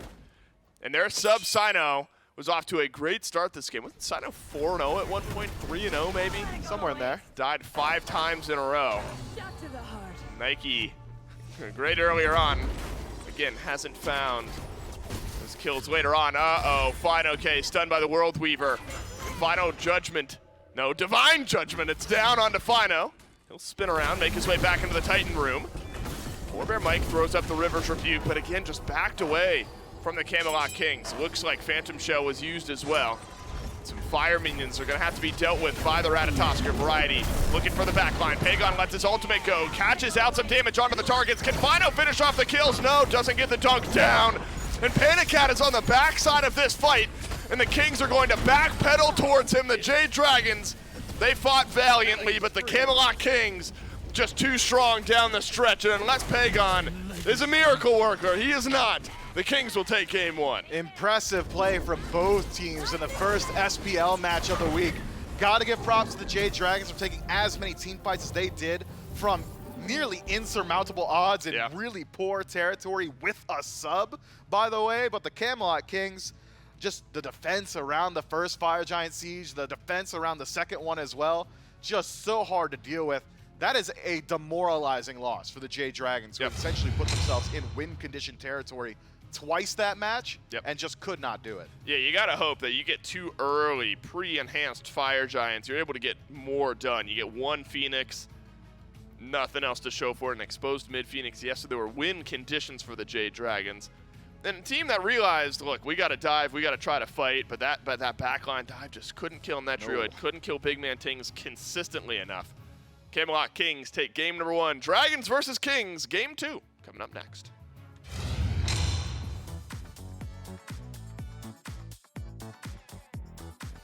Hey, wait, did I win? You win the respect. Telling me an alien wore this? Perfect. Okay, that was a good cut. Messaging him to mute. The best graphics you really need, ultra, of course, and I can probably watch a stream on the side. Content's gonna look good. Pretty good, pretty good.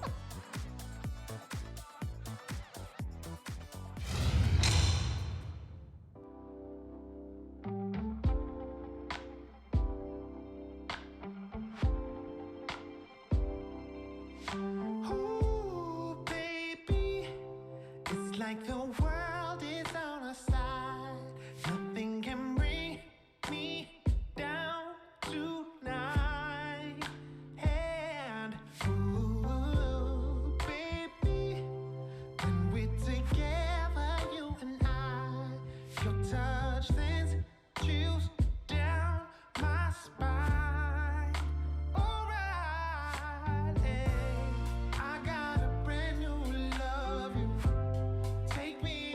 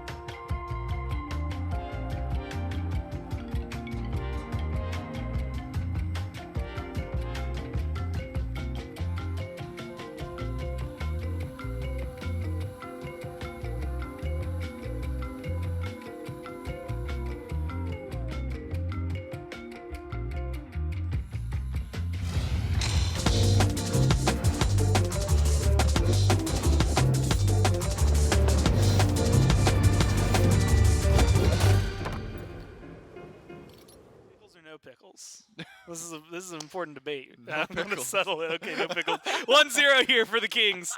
Chat, tell me if you like pickles or no pickles, either in chat or on Twitter, as well as, actually, you know what? If you're going to Twitter or if you're going to any other website, there's another stop I have for you. Go to SMITEGame.com/alienware. You can use code AWSMITE09, and you can get a discount on a lot of Alienware merchandise. You can get things like the Aurora Ryzen R10 desktop the pros are playing on, this beautiful R15 laptop that we are using on the desk, as well as I actually have one of these for like work stuff that I've been loving since I got it, because my old work laptop was trash, so it is perfect. It has fulfilled all of my needs. My wife stole it at one point to play games on it, and I wasn't allowed to work that day. I was on vacation, so it made sense, but it doesn't count. Either way, they're fantastic, fantastic products. And, of course, you can go to SMITEGame.com/alien, where you use code AWSMITE09, and you can get your deals on these fantastic products. It's Gormizer, it's Trelly, and the Kings now up 1-0 as we move forward into this one. Now, Trelly, normally, SPL, top team, only lost twice so far this phase. I tell you, they're playing literally any other team with a sub, and it's going to be like, okay, well, we're in for a 2-0. Maybe it'll be fun, though. Like, you never know. We definitely got the fun part of this one. I mean, back and forth, much like you had said on the desk prior, very early lead for the Dragons in terms of explosive nature and due to the nature of their comp. Unfortunately, length of the game starts to play against them there. Yeah, we were very close to seeing you can't give Cyno Nike tweet, and it would have been true. Right He was like 3-0, but this was the turnaround right about this point where the massive stun in from Genetics and Netrioid. I believe he gets a triple kill here. Just so much setup, and the rest of the team was able to pop off massive heart bomb as well. So the team as a whole really comes together and close out what looked to be a massive lead, the Fire Giants for the Jade Dragons. And then at that point, that's when I said, like, you know what? My analysis was perfect. The Jade Dragons had an early lead. their late game fell off, but that was not the end of this game, because the Jade Dragons looked like they might have a possible chance just to run in and make me eat my words and end. But unfortunately, they were at a position where their Phoenixes were down. They just couldn't come back from that. They had to back up, give up EFG. It was close, and I think if the Kings didn't play it as well as they did, just like running for the base, running for the Titan, that was 1 HP, forcing everyone back, they could have been in a situation where they were getting like reverse ended. But great late game performance. The Camelot Kings were able to find their success. They knew when their comp came online. And I love, moments like this. Again, the kills, the pressure. Neith, Such a good monolith is here. one of those areas or one of those gods that doesn't get picked up too often. Yeah, beautiful, beautiful monolith blocking the dash out of there. Like, how often are you going to get that placed that perfectly? Genetics, one of actually, I think the only person in the league right now that's playing Terra. And so naturally going to get some fantastic plays like that one. It didn't look bad for the Dragons. Again, that is a good win for the Kings variety. 4-1 and 15. I think does a lot, but again, 5-2, 12, 8-2, 11, hell, 0-3 and 19. Really, it's just Twig /line that stands out. 4-3 and 6, 90% of games, that's not bad. Unfortunately, this is the 10%er where everybody else looks so phenomenal. Still a lot of damage that comes out there, a lot of good play from the Dragons as well. Very fun to watch, especially considering Cyno is coming in as a sub, so definitely having to step in, not only fill some big shoes, but preemptively fill some big shoes as well, knowing like that you aren't going to be the permanent replacement, knowing that Scream's going to be there next week, definitely makes things interesting for him. So outside of maybe being a little too early game oriented, what do you suggest for the Dragons here? I mean, that composition was, like you said, kind of skewed towards one side of the game, but it did well enough to hold on that long. Yeah. What changes do you make going into game 2? It's interesting because, again, I think the Jade Dragons comp did phenomenal in the early, and then even towards late game showed some shimmers of them being able to win some engagements. They just weren't able to close that one out. So I think if either, fineokay on the Rat had a little bit more late game presence, and or Cyno just picking a completely different character that brings some late game team fight. Because when you itemize the way that Cyno did with the Wingblade and the Void Shield, he's essentially just massive slow for the team, and then like hope they can follow up. You're not doing that much damage, and to be fair, Twig didn't do that much damage either, so the game certainly not Cyno's fault. I'm just saying if they wanted to close that game out earlier, I think they had to force it, right? You have to look for that end, and if you don't, then you're sort of gearing yourself up for a very hard-winded fight in the late. Well, we'll see if they even go back to the same kind of bans, and well, I guess mainly picks here as we get into B's and B's for game number 2. Kings once again will be first pick. Last time around, it was Morgan, Uller, Kepri. And then on the other side was Iset, Osiris, Erlong, Shin. letting through it was the Nemesis first pick there for the Kings. So we'll see how much of that changes. Technically an order change up at the top. It is the Morgan and Uller so far for the Kings. Osiris, now the E-set. So they just kind of swap places, but they're both still gone. Otherwise, Trelly, we're coasting along to be virtually the same. No, the Nemesis ban from the Kings here. So they are changing their first pick and forcing it to not go over to the hands of Cyno. Yeah, and at this point, they're also giving themselves a position where they could easily grab that Khepri or Yemoja first. Notably, last time the Kings, they didn't care about either of those, right? Because the Khepri was where they banned in that slot, and they didn't grab the Yemoja when they had the chance. They just picked that Nemesis. So just going for a different style of play here. We'll have to see if the Jade Dragons want to take one of those supports away or leave them both open so that they could just trade at that point. When you're giving up Yemoja to get the Khepri or vice versa, you should be having a good time. It's just a completely different style of play that we know Mike and Genetics are both capable of piloting. So it really just depends. You got to feel pretty good if you're the Kings here, right? You just played against the Yemoja here for Mike, and you know, knowing that you can beat that, knowing that that alone wasn't going to be a condition against you to win, I think has to feel pretty solid going up against it. It's not often that you get to see. I think this year maybe a little more so than in the past for the teams that it gets let through on, but like there's not even a lot of stats of like, hey, how many times have you played versus the Yemoja, because like she barely gets let in a majority of these games. I mean, versus the Kings, it's been a very hefty ban. The most banned got against them, and that'll continue here with another ban from the Dragons going towards the Yemoja and making sure that that's not picked up for them. Cupid is the first pick, and you know, as weird as that feels to say, Yep. after that performance, I think it's something that can at least feel somewhat justified. Yeah, and the win rate backs it up as well. The Kings don't have that prioritization of the Khepri. Cupid has a decent matchup into Khepri. If you just want to wait for the res and drop Fields of Love, you're getting a guaranteed double mez there. You're forcing into a sprint, and or you're going to get value out of that ult every time. So it looks like the Kings grab that Khepri or that Cupid, knowing that Khepri will get let through. Also notably leaving open the Erlong Shen, which was banned away last time. So the Jade Dragons, I mean, they got a pretty strong top two here, but both of those picks don't love going into a Cupid.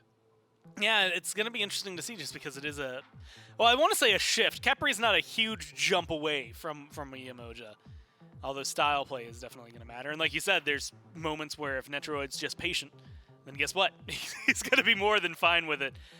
And again, it's just past that threshold. I'm impressed with him. Again, 1,200 kills. It's a lot to get in the matter of a few years of competitive play. And his matched up with this Kings. Look, you know, it's been a long time, and so maybe this is like old news, but like just looking at it, grand scheme from that transition of Netrioid playing with the Levi's roster, coming over and playing with the Kings has meshed incredibly well. And I think I saw someone on Twitter mention it. I think it might have been Tuba saying that like a lot of the time in Kings games, it just feels like Netrioid and Genetics will be the difference makers for a lot of the game, where it's like things are going well for them. You know, Variety might be having a good game, Twig will have a good game, Tings will have a good game, but like consistently, Genetics and Netrioid are on top of it. Yeah, it seems like they're the pillars you can always look over in that duo lane and just know, hey, no matter how bad the game's going, they're playing fine, right? They're going to be online. They're going to at least be able to match damage and that sort of thing. And that's exactly what you want to see from your duo lane. As we get to see the Discordia come through, which was banned away last time, more often than not, just picking for this passive. I imagine they're trying to get either Variety or Twig on something that's going to get active early, get that Discordia passive, and try to play through them. I mean, you want that increased extra damage on one of these early lane characters, and neither of them picked just yet. So you got some time to ban those away. It looks like Xing Chen and Discordia, and Daji are going to be banned away, so no passives going to be thrown over there. And actually, Cabrakan and Artemis for the Camelot Kings. So Artemis does have a decent matchup up into the Cupid. You can pretty much just use the ult, and you're always going to get value where you're not going to lose too much value because Tusky is going to smack, and you're going to immune that mez every time. Probably something that you feel pretty good taking away. Not only that, it was one that, and this is always like the thing that makes me, I don't know if I should say laugh. It's just fun to remember, but way back when, there was like this triangle, this circle just triangle of hunters. It was Cupid, Artemis, Xbalanque. And it's like Artemis was good against Cupid, Cupid was good against Xbalanque, Xbalanque was good against Artemis. And that was just the 3 hunters you saw. I think that was season 2. No way. It was very interesting to watch. We get the immediate lock-in for the Anhur, though. which is going to be interesting. Because, like you said, like Artemis, you've got Tusky for CC immunity. Right. Your Vengeful Is that Assault all? straight I up know makes you you can immune do to that. slows, so that feels pretty good. But Anhur, he just likes to box. Yeah, I've heard PandaCat he likes to 1v1 in the lane. He picks Anhur when no one else does because he's just a great fighting character, right? You're not going to rotate in the team fights and have massive impact. You can, of course, but you're going to be a hunter nonetheless. But in that lane specifically, you can pillar off the heart bomb. You can just use your ult to immune the Fields of Love and just try to bully this Cupid out as much as possible. Seeing the Anhur locked in tells me PandaCat is trying to W key. He's trying to fight as much as possible in that lane. Unfortunately for him, Genetics is not one to let Netrioid get behind. Yeah. He'll sit around in lane just to make sure that his hunter is, just fine. And, you don't really appreciate the Ymir matchup. If you're forcing out that jump early, you're going to get walled off, you're going to have to relic, and then you don't have all those things for the Fields of Love, for those fights that you want to take so much. And it also, it goes hand in hand. Ymir can play a little more aggressively. Capri For Camelot! doesn't. I mean, like, you can get aggressive with a Capri. You can get in there, you can pull people, you can set up for the Anhur, but I don't think to the extent that a Ymir does is maybe a little too much here. We saw a Thor hover there for a second, and I think you had said, really? Yeah. And I had flashbacks to the listen-in where they were saying, I'm feeling like maybe Achilles here, and then they talked themselves into Thor. It seems like this time they talked themselves out of it, maybe having the exact same conversation. Of I even saw Biggie clap, so I feel like Biggie was like, Achilles could be good here. Then Twig was like, what about Thor? Then everyone said, no, and they all switched to Achilles, and then like, okay, good stuff, guys. We made a team decision, and it worked out for the best. So, what's the Achilles going to bring to the table? I mean, outside, I guess the execute against the Kepri feels pretty good. I mean, that's all it really needs to bring, if we're honest. Do you even know who Achilles you're does fighting? bring that early presence, and I saw immediately when I saw that Achilles or the Discordia locked in, I said, you better follow up with two brawlers, two characters that want to get active. King Arthur and Achilles have that in spades. They want to brawl in that lane. They want to get that Discordia passive for having top damage, and then just play off that presence. Given the two, Variety's probably going to take top damage in the early, which means Twig wants to stay in that solo lane and just get the ganks all the time onto fineokay. So I'm thinking we're going to see a lot of presence towards that solo lane, trying to use that disco passive to get the Kings ahead. They've got great early game, but they also have great late game as well. They have plenty of CC. They have to worry about that Scarab's Blessing, but that's why they grab the Achilles, just in case. You can always use that Fatal Strike to immune it. The res is going to be that big of a deal. I think the Kings were very calculated with this draft. I thought Warriors were supposed to be dead. there's four of them here, boy. I mean, there's a lot to try and figure out. I think for how this matchup's going to go. Erlang Shin, Achilles is someone we haven't seen in that matchup a lot. So it's going to be fun to watch. If you're looking at late game, though, last time around you were talking about the Dragons. Feels a little too early. Yep. Could kind of get some of those fights as we saw.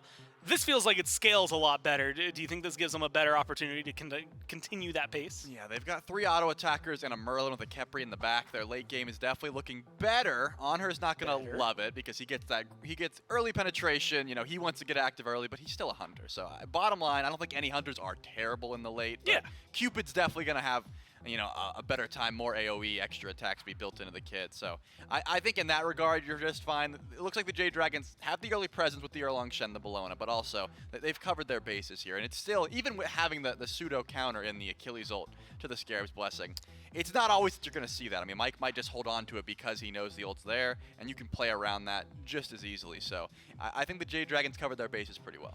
Now, we haven't talked at all about mid lane, actually. Like, Discordia got locked in. You kind of mentioned the passive from Discordia. But Merlin gets locked in on the other side, someone that we've seen a few times, but more so out of the Valkyries. Like, BiddyQ likes to play this. Maybe not surprising then that his brother and Pegon would like to pick it up. But, you look at Discordia and you talk about the Strife buff, you talk about her damage, CC, a lot of stuff she can bring. You look at Merlin and the entire conversation almost is, hey, he burns people down fast. And it feels like with a team that has 2 Warriors and a Guardian on it, he's going to fit in pretty well. Yeah, I mean, Pegon was top of the damage charts on the Huang. I imagine pretty similar in this game unless he gets behind, because Merlin, one of the mages that doesn't love fighting early. There's a few of them. Huang doesn't mind it, things like that. But Merlin, he needs 3 or so items before his damage really starts to add up. You would love to get active early, but you really have to sit by the wayside. So I imagine a little bit more presence on the opposition. We're going to find out. Can the Dragons push us to game number 3? Will the Kings close this out 2-0 and stay on the top?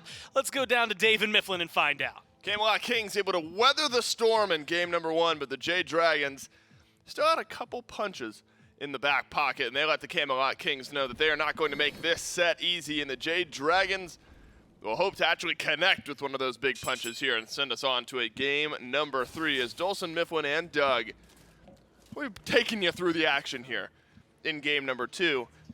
Miff, I like and this is just me saying I like it personally as a human, I like the pivots in the mid lane. Big Merlin fan, big Discordia fan, probably my 2 most played mages in game.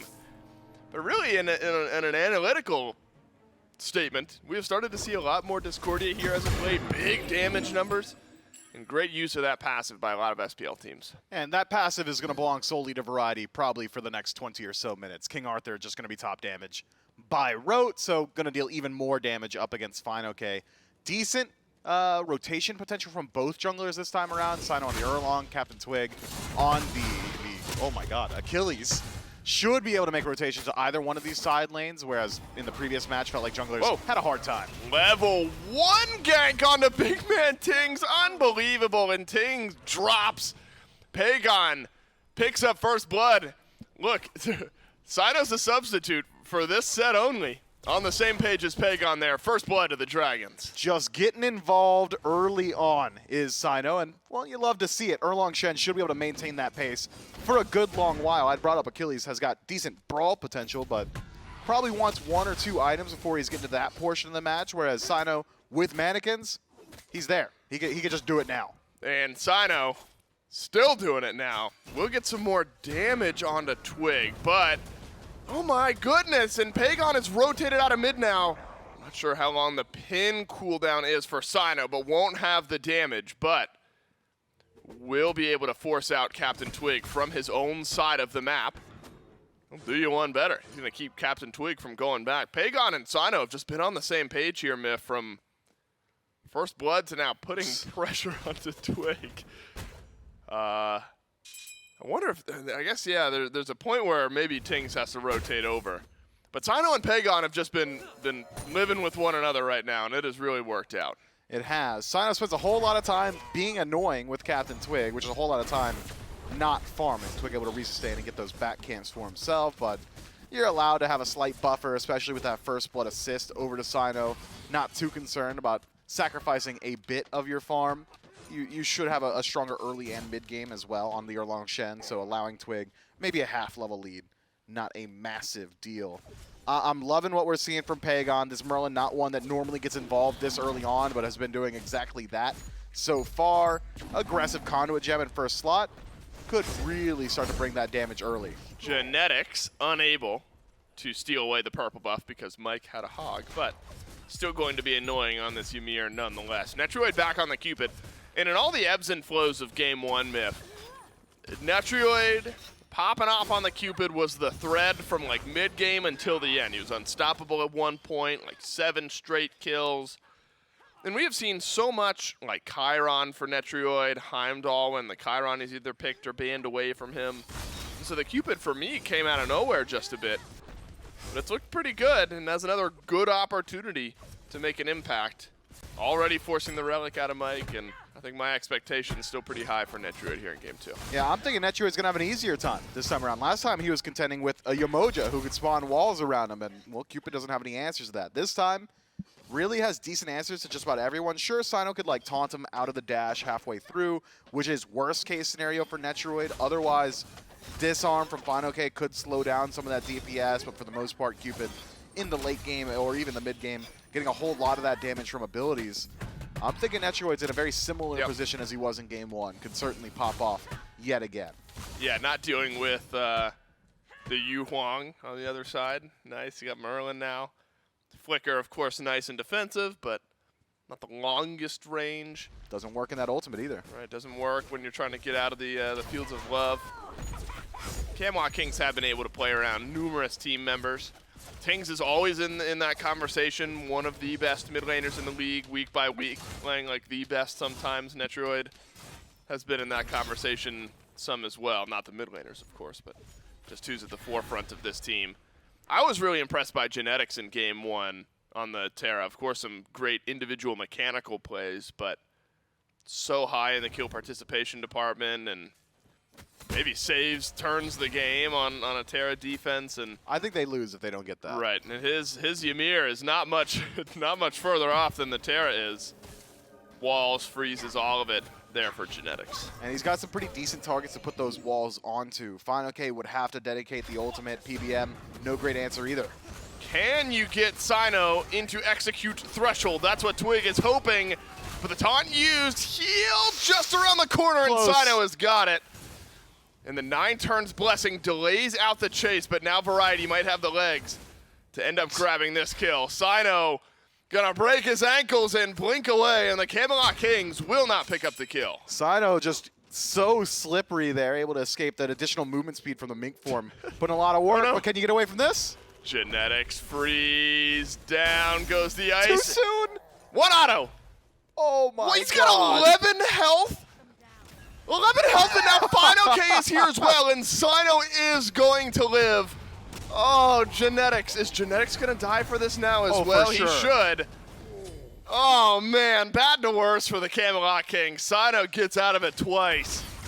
And what's worse, Genetics ends up dying in a nice start to game 2 for the Dragons. Man, if we didn't already know Scream was headed for the Jade Dragons, Cyno is making an argument for himself right now. Mechanical plays certainly there, gets involved early on, There are other surviving rosters looking. these long shot odds. If I'm Scream right now, maybe I'm a little concerned. Nah, look, Scream is signed on. There are other rosters. He's who might literally be- the GOAT, you're right. There are other rosters who are looking for junglers, Myth. So, true. Cyno in a position, though, I think enjoying his time with his team in the SEC, but who knows? Could make a jump if the SEC hasn't been suiting him here as of late, and a team gives him a look, but making a good effort here in game 2 for his substitute team in the Jade Dragons. CaptainTwig wants to remain aggressive, though. Already the one fatal strike that hit, but didn't grab the execute. Chance now onto fineokay. Fatal strike is back up. Twig Big and whiff. everything is at his disposal. Won't get a chance to use it, and Fino will live on. Doug, can we get a look at CaptainTwig's ability level order? I believe, like, normally in Soul Lane, we see the third ability leveled first. Even split early on, but it seems like he is prioritizing that combat dodge. It's your highest DPS ability and one that helps you consistently chase down and deal your damage, great auto cancels, and for the most part, you're just using that shield bash for the stun. So I think rightfully so, prioritizing that third ability is CaptainTwig. Should help him out a good deal around these exchanges, but it is slightly higher execution than landing that stun. We saw it there. Miss that first tick of it, you lose out on just about all your damage. Yep. Looks like stacking in the mind of BigManTingz here, Book of Thoth, after the Sands of Time. So don't you worry, Miff. You're going to get some CDR with the starter item. You need it. It's like a good thing. On Discordia as well. I mean, yeah, you can dance around in your stealth, but exactly what you want. Panda tried to leap away, gets his leap stunned out by Netrioid, and then will use his ultimate for the extra CC immunity. Mike executed through the res, and CaptainTwig will notch the first kill of the game for the Kings. Yeah, Mike, I think in a situation where there's as quick an execute as Fatal Strike from CaptainTwig, you just got to be using Scarab's Blessing like last frame. You either need to force CaptainTwig to use that ultimate on the off chance that you're trying to revive yourself, or if you telegraph it like that, you're just going to get executed just about every single time. That said, Mike does make that decision to save his ally. Cyno's got a 9 turns blessing for Variety, but Variety has got tankiness and escapability. No more mana for Cyno, but Pegon is rotated out of mid. Variety at least will survive. CaptainTwig will as well. And the last bit of mana from Cyno used on that 9 turns blessing, nearly getting the kill onto Variety, but Variety will survive. And the Jade Dragons have been dictating the pace of the engagement so far, 8.5 minutes into this game, but the Camelot Kings haven't really slowed down their standard farm style. They're just maintaining pace and making sure they're not falling too far behind. The team fight of the Camelot Kings is going to be pretty strong come 10, 12 minutes into the game. I think the first couple Pyromancers is going to be very indicative of which one of these two teams is going to be in the driver's seat. As of now, fineokay with a lead in the solo might bode well for the Jade Dragons on the right-hand side. I think BigManTingz happy that he's been able to smooth over that first blood drop at level 1, even in levels with Pegon. Always going to be difficult to like really burst that lead forward for Pegon. All the farm mid laners can go grab, but BigManTingz able to get his feet back underneath himself.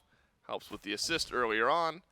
And the 1 kill onto PBM. PandaCat on this Anhur myth could be a dynamic force later on here in this game. The 1v1, the scrap potential, but also just the burst damage and the stun opportunities. Blue buff secured by fineokay. Doesn't mean Variety's not going to give it an attempt, but no junglers on right means neither solo lane are likely to die at this point in the game. Cyno forced to use that blink defensively. A good wall from Genetics would have cost Cyno pretty mightily with Netrioid hot on his heels. The Jade Dragons had set up a 3-man gank on the left-hand side with the Camelot Kings' vision around the duo lane just way too high. They had every single one of those choke points in the jungle completely covered. So once Mike showed up, once Cyno showed up, the Camelot Kings decided to completely disengage. Want to see some sentries from the Jade Dragons. Seen this a couple of times where PandaCat have to use Desert Fury, and beads are 10 seconds away, but what a res from Mike. Genetics has already tried to chase out 1 kill this game. Does he have the wall for PandaCat, who's now out of execute threshold anyway? Pegon flickers over the strife. CaptainTwig abducted. Still PandaCat dancing around in the back, just outside of fatal strike range. And no one in this initiation will end up dropping. BigManTingz, wonder why he's been able to catch back up. He's got 474 player damage here 10 minutes into the game. Beneath both the supports and all other 9 players, he has been farm-minded. Been able to stay stable with Pegon, who's got a couple of kills. Yeah, BigManTingz is really mainly there for the team fight. He doesn't really have the greatest 1v1 potential in lane, flicker to avoid that strife, and then you just kind of hold back. So Pegon gonna have the poke advantage as well. You don't really have the easiest ability as Discordia to avoid some of those ice stance abilities from Merlin. So no surprise really to see the lacking damage from the Camelot Kings mid laner. We haven't even seen the junglers in mid too often either. But in the late game team fight, Golden Apple starts to get involved. A lot of these heavily reliant gods on mobility from the Jade Dragons, Cyno with the transform, PBM with the abduct. That cripple from the Golden Apple going to find a whole lot of value. So don't sleep on BigManTingz too much. Doesn't have the damage just yet, but the word is yet. I highlight that as a way of saying he has been farming and always been worried about. Pegon, of course, can poke out a little bit more on cooldown with the Merlin. BigManTingz just wanted to clear those waves, keep the farm up over in mid. Finishes up Soul Gem, so burst healing and burst damage. And what could be a Soul Reaver after the fact as well. So a couple more items. BigManTingz going to really, really hurt to your point there, Myth. On the flip side, Pegon starts Warlock Staff and Conduit Gem, needs some CDR, picks up Chronos Pendant, and that will always feel nice on the Merlin as well. But PandaCat with the Icavale Xe start, able to outpressure Netrioid around the purple buff, but Jade Dragons, no one here on right. That'll be a simple Pyromancer call and pull for the Camelot Kings. Fields of Love, no good for Netrioid on left, other than to put some damage into Panda. That's a good amount of damage as well. PandaCat with this build should win the 1v1. If it's an auto attack trade, PandaCat's going to win it just regardless. The only thing Netrioid's got going for him is the sustain. 9 turns Blessing, no good from Cyno, but a double freeze from Genetics, but there's no damage from the rest of the Kings. The execute blocked from Twig, and so Pegon will live. And Twig thought he might have one there. There's a strife from BigManTingz. Want the Discordia to start hitting now. Wall up, stun, no. But Pegon backpedaling away on this Merlin, able to dissuade the Kings from going any further. Camelot Kings didn't even really need to take that exchange. You already had taken down the Pyromancer, so neutral objective belonging to them. Had they found a pick, or maybe 2, and they were close to it, if Fatal Strike confirmed, CaptainTwig would have been able to stick around in that team fight a little bit longer. Likely would have been chasing out some of these key targets from the Jade Dragons, could open the door to the Gold Fury, but Camelot Kings, as it stands, could just reset and try again. Expensive disengage from the Jade Dragons. Pegon, no Aegis, Heavenly Sprint from PBM expended as well. Scarab's Blessing down for a little bit over a minute. I think the Camelot Kings are in a position where they could try once more to force a fight. There you go. Tings has done 2,000 or so damage in the last couple of minutes. It's like 1 apple. Yeah. It hit a lot. It did hit a lot. Jade Dragons able to barely get away with everyone alive because the res was out. I thought Twig had an opportunity to finish off that kill. But again, blocked out, and the Camelot Kings just have to return to farming things up. Good ward coverage around the Gold Fury for the Dragons for now. The 1,000 golden experience lead from the Kings does threaten most teams in this league. Kings with this style of lead, even as small as it is, very effective at playing around it. already have started to feel Genetics get into that flow a bit on this Ymir. Always a worrying trend to be going up against. Yeah, don't let him get into his zone, because Genetics will find every single ultimate that he needs to. 3v3 around the purple is dropped down. Jade Dragons on the disengage. Nothing ventured, nothing gained. Not much gained there, except for a bit of presence around the Gold Fury. The Jade Dragons have always been a team that are willing to, even in these slight disparity situations, about 1,000 gold, play as if they are the aggressor. It's them from behind, going towards the purple, looking for these team fights on the left-hand side. At this range of a lead, Jade Dragons find one pick, get a Gold Fury. Game's already back in their favor. Still very, very close 15 minutes in. Looking for Cyno and who his targets are going to be. So he's got mannequins to start, and then Stone Cutting Sword into the kin size after that. So Shred, my goodness, it's there already for the Erlang Shen. Toxic Blade next, maybe. Yeah, maybe. And it's all about whether or not this Erlang Shen can consistently get on those super healthy targets right in the back line. That's where we've seen Erlang Shens of past have struggles. Cyno, of course, very talented on this pick. Yeah, and I think he's got some decent targets. Netrioid should be pretty easy to lock down in these late-game team fights. Cupid doesn't have the greatest self-peel tools, especially if you're in range to receive either Scarab's Blessing or the Heavenly Sprint from PBM. So Cyno probably going to make his money in some of these later-game team fights. I think the linear initiation of the Camelot Kings, how their engagement's going to work, revolving around this Fatal Strike from CaptainTwig could make situations where Cyno just blinks past Twig's blink and just gets into that back line and make sure that that follow-up isn't quite there. It is going to be a very curious engagement in the 5-on-5. Haven't had a good look at it just yet, but both of these teams have got pretty distinct win conditions, and both squads have got pretty decent answers to the other. Righty. Proxying a simple wave over on the right side of the map. For a couple items now has been at the point where, although with Cyno, again, we've talked about the way his build has gone, could still put some threat onto Variety, but a long burn, Sovereignty, Glad Shield to start off will help him out up against Cyno.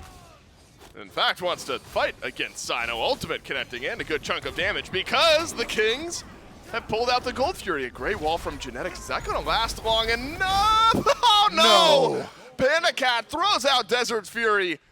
And maybe the last spear of the ultimate, 120 damage, gives the Jade Dragons the early objective. And the Camelot Kings did everything but one. And that's keep PandaCat out of range. Man, PandaCat just throws out the long shot odds. You got to think Shards of Ice out secures that. Genetics a little bit late to start charging up that ultimate. Didn't quite have the damage ready. Camelot Kings had two options. Either stop DPS and give time for the Jade Dragons to rotate in, even with that Desert Fury charged, or coin toss it. And unfortunately for the Camelot Kings, coin lands for the Jade Dragons, bringing that game right back to even. It sure does. Exactly what the Jade Dragons needed, because consider the alternative. The Kings cleanly get that Gold Fury. Gold loot was already about 1,000, going to get worse for the Dragons in that scenario. So a nice play by PandaCat to send the ultimate through the wall from Genetics that otherwise was perfectly placed.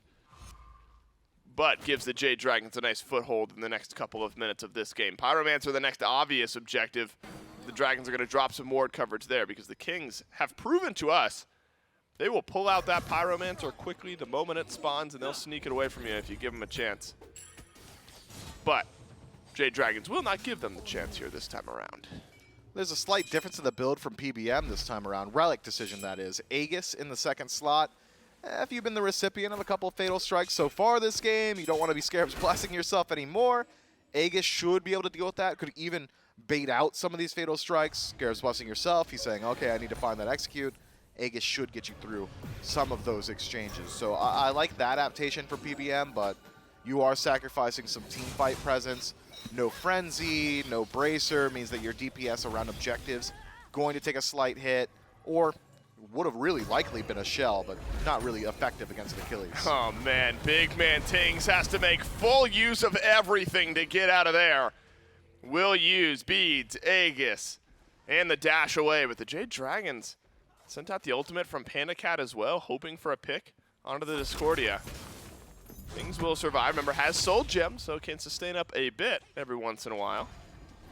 So now a Pyromancer pull from the Dragons. fineokay has used Eagle's Rally to initiate, and the Dragons secure the Pyromancer, but a wall from Genetics Slows down the escape from fineokay. Apple bounces off the wall, back to the Bellona, who does not have Eagle's Rally. A Fields of Love through from Netrioid, again slows down the escape, and Mike has nowhere to go, but does have Scarab's Blessing. Taunted from Cyno. Around the right side of the wall, and the Fatal Strike again is blocked, and again, CaptainTwig will miss it, and he'll drop this time. The Dragons get Pyro +1. PBM slams that Aegis button, and Twig walks into a brick wall. The Jade Dragons get the objective and the kill, but have to reset themselves completely. With CaptainTwig dead, the Camelot Kings are still pretty healthy. Greater Scorpion could be a target. Will go to the Jade Dragons. Nice steal from Pegon. Thought maybe we'd see them pull the Fire Giant, but instead stick around, and the Jade Dragons on the chase. Whoa! 3-man stun from Fino, and now Pegon has got to deal the cleave damage. Genetics throws up the wall, but fineokay unconcerned. Cyno pulls back one, but a good strike from BigManTingz at least grabs one for the Kings. And the Kings needed it because the scrappiness of the Jade Dragons was starting to mount a real threat to the Kings, and a real lead started to build up. I thought maybe the Jade Dragons would stick around there as well. 1-for-1 trade should favor the Camelot Kings there. Support for jungle, always a valuable trade. And with a shorter respawn timer, the Jade Dragons not willing to group up on the Fire Giant. You're not going to lose too much. Just a tier 1 mid tower here. But is it yet another overstay? Good Fields of Love from Netrioid. Mike does not have Scarab's Blessing yet. An Apple out, this one on to the Khepri, but CaptainTwig has a look for a double kill, has already found the first on the Panda, and the second will go to BigManTingz on the dash forward, and yes, Smith, overstay from the Jade Dragons evens up the kills. Camelot Kings now in a very, very good position. Sure, you could return the tower, but why do that when you've got 2 dead for half a minute? Fire Giant gotta be the target of the Camelot Kings. Jade Dragons, they've got their work cut out for them. Cyno, Pegon, and fineokay gotta buy a whole lot of time. If there's some other teams who I wonder if really put on the brakes here, just accept their couple of kills and move on to the next few minutes, but not the Camelot Kings, not the way that they like to play Smite. They get picks, they see an opportunity for an objective, they are going to take it. The Fire Giant now has been dropped to reset, and it looks like enough presence from the Dragons will get us back to a 5v5 initiation from Variety. Pegon pulls back the King Arthur, but being chased down. Has to use the flicker. CaptainTwig, fatal strike forward. Wall out of genetics. Then another dropped kill. Jade Dragons lose their mid for a minute. fineokay on the chase. Has to play safe. If he gets walled off, no longer has access to that ultimate to escape. So 45 seconds on Pegon's respawn. Camelot Kings, they got Panda. Panda, my good, was that all Fields of Love? He was stuck there for a hot second, but PandaCat will leap away. Scarab's Blessing from Mike to Mike means the Khepri will scurry away as well. Jade Dragons doing just enough right now to keep the Kings off the Fire Giant, and it looks like once more they'll be successful in doing so. Variety playing very far up here. Anyone who rotates in gonna get caught out by the King Arthur. Genetics already ready with the freeze. Eagles Rally gotta get used here, and fineokay will jump out. You'd think we'd learn by now. You know, the Camelot Kings have not backed away. Genetics is in this side of the jungle. The walls are just too simple and the corridors are as skinny as they are. And somehow it's only the one kill that the Kings rather get on this side of the map. But if you're the Dragons, yes, you lose the big gold lead that you had built up, but the Fire Giant is still there. And the Kings have not made their money, have not had their big payday in that department just yet. Slight XP disparity started to build up. CaptainTwig now 2 levels on Cyno. It was Winged Blade into Toxic Blade for the Erlong Shen, by the way. Yeah, make that 3 levels. So Twig should find some value in some of these team fights. Interesting build for the Achilles. Not used to seeing that auto attack style. Golden Blade into Stone Cutting. Really helps out with your jungle clear, but will take a slight hit to your ability damage. Whoa. Now starting to look towards a bit of defense. Maybe you can get involved in some of these fights. Jade Dragons just going to pick up a Primal Fury real casually. Yeah. Camelot Kings, they're looking for anybody on this side of the map. Nobody there. Might as well pull a 5. Immediate Fire Giant pull from the Kings. That'll make the Primal Fury seem small and insignificant, but instead the Jade Dragons walk forward. Mike gets walled off. Everyone in the game has their ultimates ready. And Mike might have to use his on himself. Cyno uses the beads, but drops back down. The King Arthur ultimate already hit its mark. The Jade, look, it looks like the Kings are on the front foot because they are in the sense of initiation.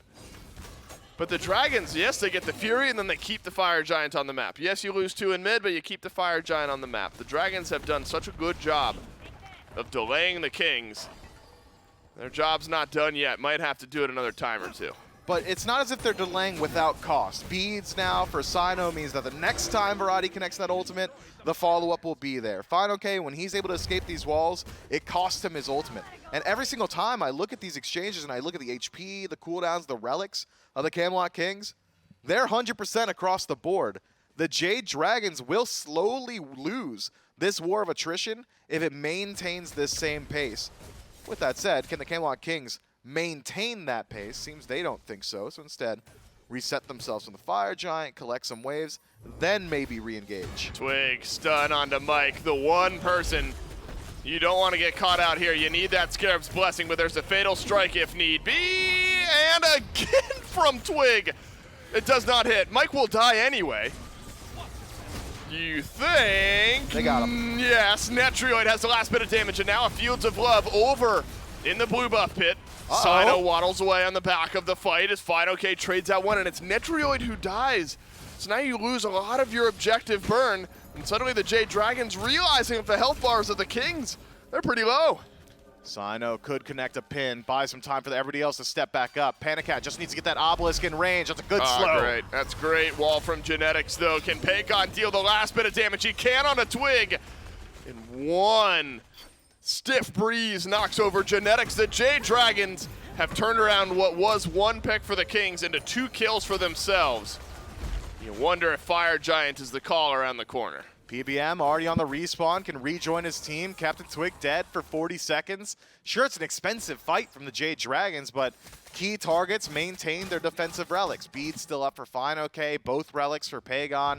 Cyno had lost his beads about 2 skirmishes ago, so they'll be back up by the time he's actually pulled the Fire Giant with his team. The Camelot Kings in a similar position as the Jade Dragons were just 2 minutes ago. Have to slow down this Fire Giant siege. Mike will get his Scarab's Blessing back. The trend now has been the Fatal Strike not hitting its target. When that's, you pick it into the Capri for a reason. Just hasn't been there. This game now swings back to the Jade Dragons as the Fire Giant drops to half HP. A jump in from PandaCat knocks up Variety. And a Fields of Love from Netrioid slows down the initiation from the Jade Dragons. So a couple important ultimates are now offline for both of the two teams. But that's bought time for CaptainTwig to respawn and get back to the right side of the map. Variety slowly resustaining thanks to those hearts from Netrioid, and slow is all you need when the Jade Dragons can't generate threat on the map. Fire Giant not pulled out, so able to slowly resustain. Those wards, the 2 stacked right below Genetics, very important for the Jade Dragons. That is a massive threshold that the Camelot Kings cannot walk through without the Jade Dragons becoming, I suppose, aware of their presence. Vision across the board just about favoring the Jade Dragons as well. They've got deep wards around those back camps. The Camelot Kings, only 1 sentry in pocket. Gotta think it's probably just gonna be on the Fire Giant pit, which means the war of information belongs to the Chaos team. Pegon on Merlin has reached terrifying territory here for the Camelot Kings. 30,000 damage is overtaken Variety, and it seems like every single fight this build has just shredded targets, whether it's Fire Giant or frontliners. Dealing with Merlin, gotta be a top priority for the Camelot Kings. On the flip side, some important power spikes being hit for the Kings as well. Genetics, where did he go? I'm looking at builds and suddenly Genetics is gone. And the Jade Dragons have picked off the Ymir. Strife through from BigManTingz, and a Fields of Love will catch out on a Mike, but that's just to disengage. Kings lose 1. fineokay on the reset, has got teleport available. Whether or not he wants to upgrade it, to be determined. Would be able to get in towards that base pretty quick, or Fire Giant rather, is on the way forward. So 5 strong are the Jade Dragons. Fire Giant pulled out. 4 members of the Camelot Kings have got to get in there.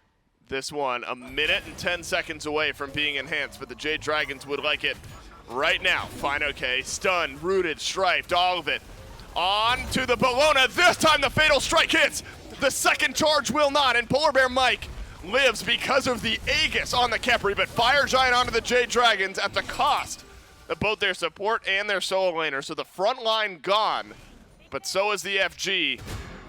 It looks like the Kings will just have to Except a Fury, maybe a couple towers. Maybe a Phoenix as well. Those are synced up timers and they're long. The Camelot Kings still healthy and maintaining their ADC means they could just siege this out. Minion wave there as well.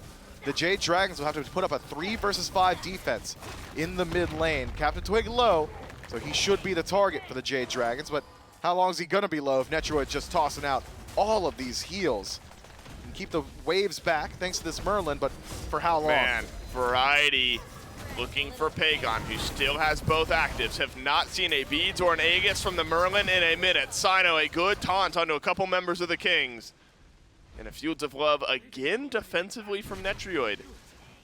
Means no Phoenix for the Kings and 3 members of the Jade Dragons still with FG for a couple of minutes. But the Fire Giant push from the Jade Dragons is going to be very difficult. Cyno can't really just tank up these towers, even though of those with Fire Giant, he is the tankiest. So it's up to PBM and fineokay. fineokay much better at it, has a good deal of sustain. PBM though, every bit of damage he takes is just about gonna stick. You don't really have any healers on your team. No Fire Giant for the HP 5. So maybe you have fineokay tank up these structures if you want to siege proper. Utilize that Death's Embrace, just resustain on wave or on camps as you start to move in towards subsequent towers as well. But it's generally slept on how important that Fire Giant is to your front line. Sure, you've got the damage to take out the towers. Cyno, Pegon, PandaCat, very capable of doing so. It's just about, do you have the space? And up against this draft from the Camelot Kings, I'm thinking you're going to need the space. Genetics, if he's able to find a wall on these priority targets, like the ADC, and he has been able to, could really slow down these pushes or just toss up the wall in front of a tower, in front of a Phoenix. You're going to slow them down there as well. CaptainTwig's dive has started to find a little bit more value. He's been going less so towards these targets with Aegis. So PBM, sure, found value in the last team fight, but he was just icing on the cake. He'd already found an execute, CaptainTwig that is. So if it's not going to be PBM and if it's not going to be Pegon, could be Cyno or fineokay getting targeted out by the Achilles in these next couple of fights. Or it could be the Jade Dragons just have a numbers advantage and knock down some towers for free. BigManTingz has really climbed up the damage charts as well. Staff of Njord, remember that item changed up recently. Doing increased percent damage, scales down as the passive wears off. And an Obsidian Shard to finish off that build. So 24,000 damage from BigManTingz. Still trying to keep pace with Pegon. The Merlin just shy of 40,000 damage in a 31-minute game. Nearly double. A ridiculous pace from the Jade Dragons mid laner. Variety, of course, up there as well on the King Arthur. Still receiving the benefit of that Discordia passive. So, tier 2 on left and mid still stand, but it looks like the Jade Dragons putting their eggs on the right side basket. They've got a Trebuchet there. Maybe hoping that that gives them an edge. Should be able to put some damage in towards that Phoenix. Nobody from the Kings going to step up and actually deal damage to the Trebuchet itself. So it'll take a while, but it will actually take down the bird given enough time. The Jade Dragons pushing their way forward. But this is the issue. Your front line isn't tanky right now. They don't have the Fire Giant, so who's walking in to buy time and space for PandaCat to deal damage to the bird? Nobody. The Jade Dragons just walk away. There's only 10 seconds left on the Fire Giant buff, so Cyno, Pegon, and PandaCat will lose their buffs, as their front line did earlier on. And the next Fire Giant will be enhanced. All things considered for the Camelot Kings, the map could look a lot worse than how it does. The Kings able to find a couple of picks, stabilize the map, and though the Jade Dragons have now built up a pretty healthy gold lead, right about 5,000 and 7,000 in the experience department. A couple of those things mattering a bit less, experience namely. Everyone else is level 20. Kings will step up to this next Fire Giant and shouldn't be considered super at a super big disadvantage, despite the big gold lead for the Dragons. Yeah, the difference maker is Genetics got caught out in that last team fight around the Fire Giant. He's been primary initiator for his team. Those walls integral to start up the fights from the Camelot Kings.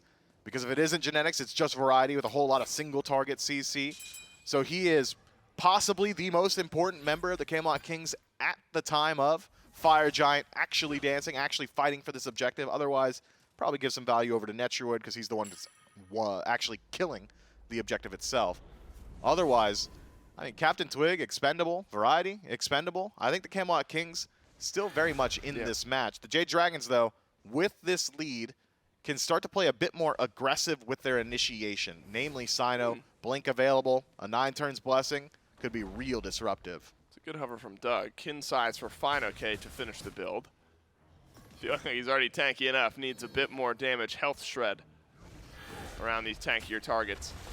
And before this final fight, regardless of the way it goes, I do think the Dragons, given the week they've had, playing with a sub in the jungle, have really stepped up against who has arguably been, maybe inarguably been, the best team in the league. Their first seed. Over the last few weeks. Did lose to the Scarabs last week, but prior to that, prior to the Leviathans loss, looked near untouchable. So, given their circumstances, the Dragons and the 4 team members that remain the same from last week, and Cyno has actually looked pretty good on this Erlong Shen. Been a great showing from this Dragons team. We're hoping to get some stability moving forward. Poke some damage into Variety. And luckily, the Kings haven't lost any Phoenixes, so you can afford to dance around this objective as long as the Dragons want. But the Dragons have to be aware of genetics and the wall in the jungle. One target gets caught out, and suddenly if you're the Dragons, you've lost the game. Yeah, so far it's been Mike, the only one walled out, and Mike doesn't seem to care. Pulls genetics back in, and that damage return is significant. Similarly, fineokay dropped down to 80%. Seems like both these teams are getting antsy around the Fire Giant. Don't like all this poking and prodding instead. Yeah, neither so do the I. Jade Dragons moving forward. I'm antsy, Myth. I want them to scrap. But you gotta find the right moment, of course. Could be a strife onto Mike. No, not that. Could be a root onto genetics. Maybe a no, freeze? maybe a freeze onto fineokay. That's Yeah, the one. Final wants that one. He'll initiate in with the Eagles rally and an apple out from BigManTingz. But the trend is backwards from the Camelot Kings. And now the trend is forward as fineokay has to dash seemingly just through the opening of the wall that genetics had thrown up. And Variety now will reinitiate onto the Bellona. A good route from Mike has locked down 3. fineokay with the Scarab's Blessing ticking away. Cyno Might survive, but one by one the Dragons initiated on, and a big strife from the Kings. Won't end up grabbing anyone. Health bar is too low from the Dragons, though, to keep fighting. Genetics just wants to find Good that strife. wall. Strife's Wall. good. Wall's there. PandaCat caught out. CaptainTwig finally gets a kill for the Camelot Kings, and the Dragons have lost their ADC. And at this point in the game, that's maybe as big of an advantage as you're going to get if you're the Kings. But it's immediately over to Pyromancer, and then over to Enhanced Fire Giant for the Camelot Kings. Jade Dragons gonna let this one go, and can you blame them, considering how that fight had gone? It's the Jade Dragons who initiated it. fineokay gets hit by the freeze, says, you know what, I want that smoke, uses the ultimate to engage immediately afterward. And here's the thing, when you've got a Ymir on the other side, if your ultimate's down, you better pray that the fight you chose with it goes well. fineokay does not hit pay dirt, and instead was get isolated multiple times, forced to disengage, Scarab's Blessing used on the Bellona. So the Camelot Kings say, we can't really kill him, but maybe Cyno, who's on his own over there, can get picked out. And that's exactly what happens. But instead it's PandaCat who pays the iron price. Oh, big strife again from Tings, into a freeze, into a Fields of Love. All that will grab you mid Phoenix if you're the Kings. Tings got to watch out. Pegon's got a lot of damage. Both mid laners have absolutely been swinging here because Pegon was, what, 37, 38,000 or so going into that last fight. Now at 51,000, so another 14,000 or so damage in the last couple of minutes from Pegon. And remember, Tings was at like 24,000, so Tings has done like 17,000 damage over the last couple of minutes. All of the poke damage and the back and forth from both of these mids have kept their teams in the game and in shred threshold. All that said, mid lane Phoenix gone, and the Camelot Kings still with a lot of time left on the EFG. And the Jade Dragons have got one silver lining, one shining hope in this scenario, which is that they've got the best god in the game in base defense. It's Merlin. He's just the best at it.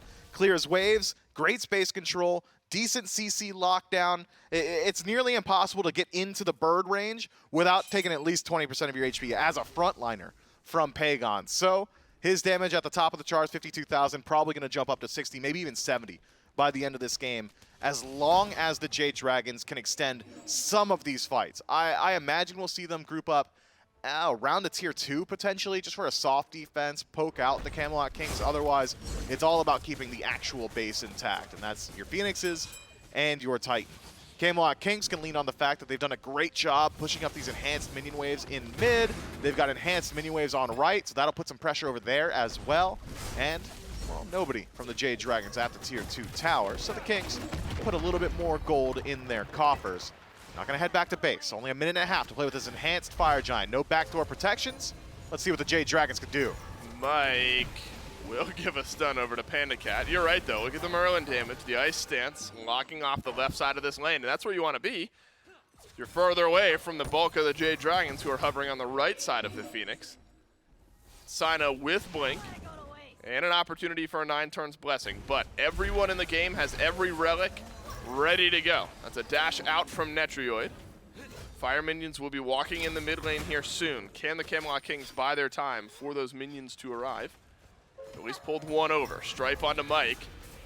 Wall up from Genetics. But the Trebuchet will deal the final bit of damage to the left side Phoenix. Might be the most impactful Trebuchet shot we've seen so far. Finally breaks it open. Yeah, it takes down the Phoenix on the left-hand side. The Jade Dragons not willing to dig in their heels. The damage output for Pegon was there. Every time he connected anything, it was 10%, 5%, Whoa. or maybe in mid. Mike caught low. What happened to Mike? The apple will proc the Scarab's Blessing as fineokay and Cyno have reinitiated elsewhere. Freeze procs the beads. But Cyno will live. Fatal Strike. No good from CaptainTwig. A wall up from PandaCat has saved fineokay's life. And the Jade Dragons, they will lose their left in mid Phoenix, but they will not lose their lives. That pillar was so cool, man. It's so hard to do. And PandaCat's doing it on the retreat, on match point, up against the first seed. The Camelot Kings sure break the base, but tiny mechanical plays like that, so interesting to watch. The Kings, though, perfectly able to siege. Chance. But can they get out? Maybe the Dragons realizing, look, all the gold, all the opportunities you've built up, this is our last chance to fight in this game. We're not going to defend our Titan, so we need to fight you out here. CaptainTwig could get a stun onto fineokay. Uh-oh, Genetics is low, though, as well. Fields of Love will get the beads off of PandaCat. I admire the thought process from the Dragons, but you've lost half of your Titan's health in the meantime. The Fire Minions are going to work And the mid-Phoenix? And will get the mid-Phoenix, I believe. Yes, the mid-Phoenix cooldown now reset. A brutal roll of the dice for the Dragons. Yeah, the Dragons have historically struggled in that situation. Just once those Fire Minions are rolling, they really are very good at breaking the base, and the Camelot Kings make perfect use of that. The Jade Dragons would have loved to have hit Paydirt, find a pick there, could have even net themselves the next enhanced Fire Giant, but instead the chase goes unrewarded, and the Camelot Kings, just by surviving, find additional value. Titan down to half HP, all 3 birds down, and Fire Giant already barreling back down towards the battleground of the gods. The Kings in a winning condition situation here. I doubt we see the Jade Dragons step up. We can't see the Camelot Kings going to the base of the Dragons before a fight happens, so imagine we see it either in the jungle, neutral territory, or just in these lanes. But all the Kings have to do is drag out this fight. If it's a 5-man grouping on right to push in these waves there, that means you've got minion waves already pushing in the left and center. The Jade Dragons have got their work cut out for them. Man, these two teams have been closely matched for one another, though the Kings have taken game 1 and likely game 2 outside of some drama from the Dragons. Been an awesome set. Yeah, the Dragons not immune to that over the last couple of days. A great set to start this week in the SPL. Cyno throws a taunt towards CaptainTwig. Walking away from it. fineokay walled off by Genetics again. This is a split fight from the Jade Dragons, but Variety the one on the other end of things. A great Fields of Love from Netrioid keeps the Dragons from walking forward, and a better Heart Bomb means kill number 1 over, but Pegon answers back. This is where Merlin can strike Paydirt, execute no good onto fineokay, and the Jade Dragons have turned around at least 1, and so it's 3 members of the Dragons running away from 4 of the Kings. Genetics finds the wall. PandaCat frozen. That's his life. Genetics credit for the kill. What a fight from the Camelot Kings and fight back from the Jade Dragons. Simply not enough. And the Kings on the back of great team play, great team fighting, and some Fire Minions will take game 2 and take the set. Impressive fights and moments of brilliance for the Jade Dragons. The stratagem was clear. if the Jade Dragons were able to force these brawl-out engagements around the gold, around the Fire Giant, that's where things started to work out for them. Otherwise, if it's poking and prodding, if it's neutral farm and dances around objectives, not many teams have ever done it better than the Camelot Kings. And, well, the Camelot Kings, they do it real well there. Camelot Kings back to their winning ways with a 2-0 over the Jade Dragons. And, of course, important things to note here for the Dragons. Sanford no longer with this team. Cyno subbing in for this matchup. And so I think all things considered, Myth, of course that squad wants to win regardless, sub or not. And they had a good shot. It was close. At winning both of these games, both of the matches close. No shortage of Fire Giants, things like that for the Dragons. But playing with a sub on short notice in the one set of your week for the Jade Dragons, I think showing up like that against the best team in the league, a great look. Excited to see the Dragons. That's their one set this weekend. The Dragons have 3 with Scream, their new jungler, next week. But got to talk about the Kings, the 2-0 victors over the Jade Dragons. Myth and I aren't going to do it. We'll go back to the desk to handle that part. That's right, a nice 2-0 here for the Kings. Really good bounce back after their 1-2 loss this last Sunday up against the Scarabs. And this time around, I mean, Charlie, you've got to think, typically you're going up against a squad, you say, hey, this team's got a sub. 2-0 is typically the expected for a top versus, what, like 6th, 5th, somewhere in there for the Dragons. But the length of this games, right? Not the length of the set. I guess technically the length of the set as well, but the Dragons, on top for certain moments, the Dragons able to brawl out to 40 minutes both times, really push the Kings to the limits. I think it says wonders about the team environment and how it's shifted. Yeah, I think you're right to have the Camelot Kings probably did walk into this expecting to get a 2-0 or at least take the set for sure, but some credit towards the Jade Dragons for being able to play so well. Cyno especially, short notice as you highlighted, some great gameplay from him. If you look at the meat and potatoes of this game, the actual back-to-back 40-minute plus sets, give or take, it was some intense gameplay. I mean, there's no other way to describe it. There was some signs where the Jade Dragons definitely seemed like they could take game 1 for sure. This game, I'm not going to say there was an overwhelming lead. It was pretty even throughout, but still, it was always a chance. It's back and forth brawling. Pegon was doing incredible damage, but CaptainTwig on this Achilles pick, it's great into the Khepri for a reason. Even when those ults were Aegis, even when Mike was using the res on himself, you were still getting incredible amounts of value out of the fatal strike. Just the presence of this Achilles, you have to switch up your whole draft style and your play style up against that ultimate. And I think it did exactly what the Camelot Kings wanted to do. I also love seeing this. You get a lot of good views, specifically of Genetics walls. There's a great one right there, just to really get case in point for how controlling I think a lot of this is, and how much it's separating the fights. I mean, you have to see how many people they are locking away and keeping in control. So I think really well played. Twig, I think absolutely pops off. 7-2-5, really solid game there. Tingz at 2-1-11, a lot of assists to pick up. I'm also really impressed. I mean, Netrioid goes Cupid 2 games in a row, and both times the Cupid ends up looking really, really solid for them. A lot of good damage twice in a row. Tingz almost at 60,000. That might be the most that we have seen in a single game so far this year. Although Pegon on the other side is at 71.5. So that probably takes the cake, and we'll have to. Man, now I'm gonna have to keep track of that throughout the rest of the year just to see. That is an insane amount to be able to do. But I think it goes to show a little bit about both of these teams, right? The Kings definitely still at the top, getting a 2-0 here, getting this win, pushes them up. I think to 10-2 now, with a couple of sets left throughout the rest of the phase, things like that. And I think that it's got to be a good feeling looking at this, recognizing where you're at, and going into Worlds. Instead of me saying that and speculating, I'll just ask the coach himself. We got Biggie standing by. And Biggie, I do want to know, so you get the 2-0 here. It's got to feel pretty good as a bounce back from Sunday. How's the team morale? I think morale's fine. I don't really think there's much point in panicking over one loss. Yeah. Scarabs are not a bad team. They're kind of inconsistent during the regular season, but they are actually when they draft well and play well, they are as good as any team in the league. I feel like we're playing not extremely clean. I think a bit of our execution kind of in the early and just our groupings are a bit off, and sometimes that's just you being out of form and there's not a lot you can do. You just have to keep playing to kind of find that form again. So was that maybe a concern of yours here? Because both of these games go pretty long. Dragons obviously are a difficult team to beat anyway, so it's not going to be that easy. Bringing in Cyno, so they had a sub. Were you expecting these to be a little quicker than they were? No, I don't think so. I think Cyno is a really experienced player, I think he has a very aggressive play style, which kind of we're not as aggressive, maybe as far as it goes ganking.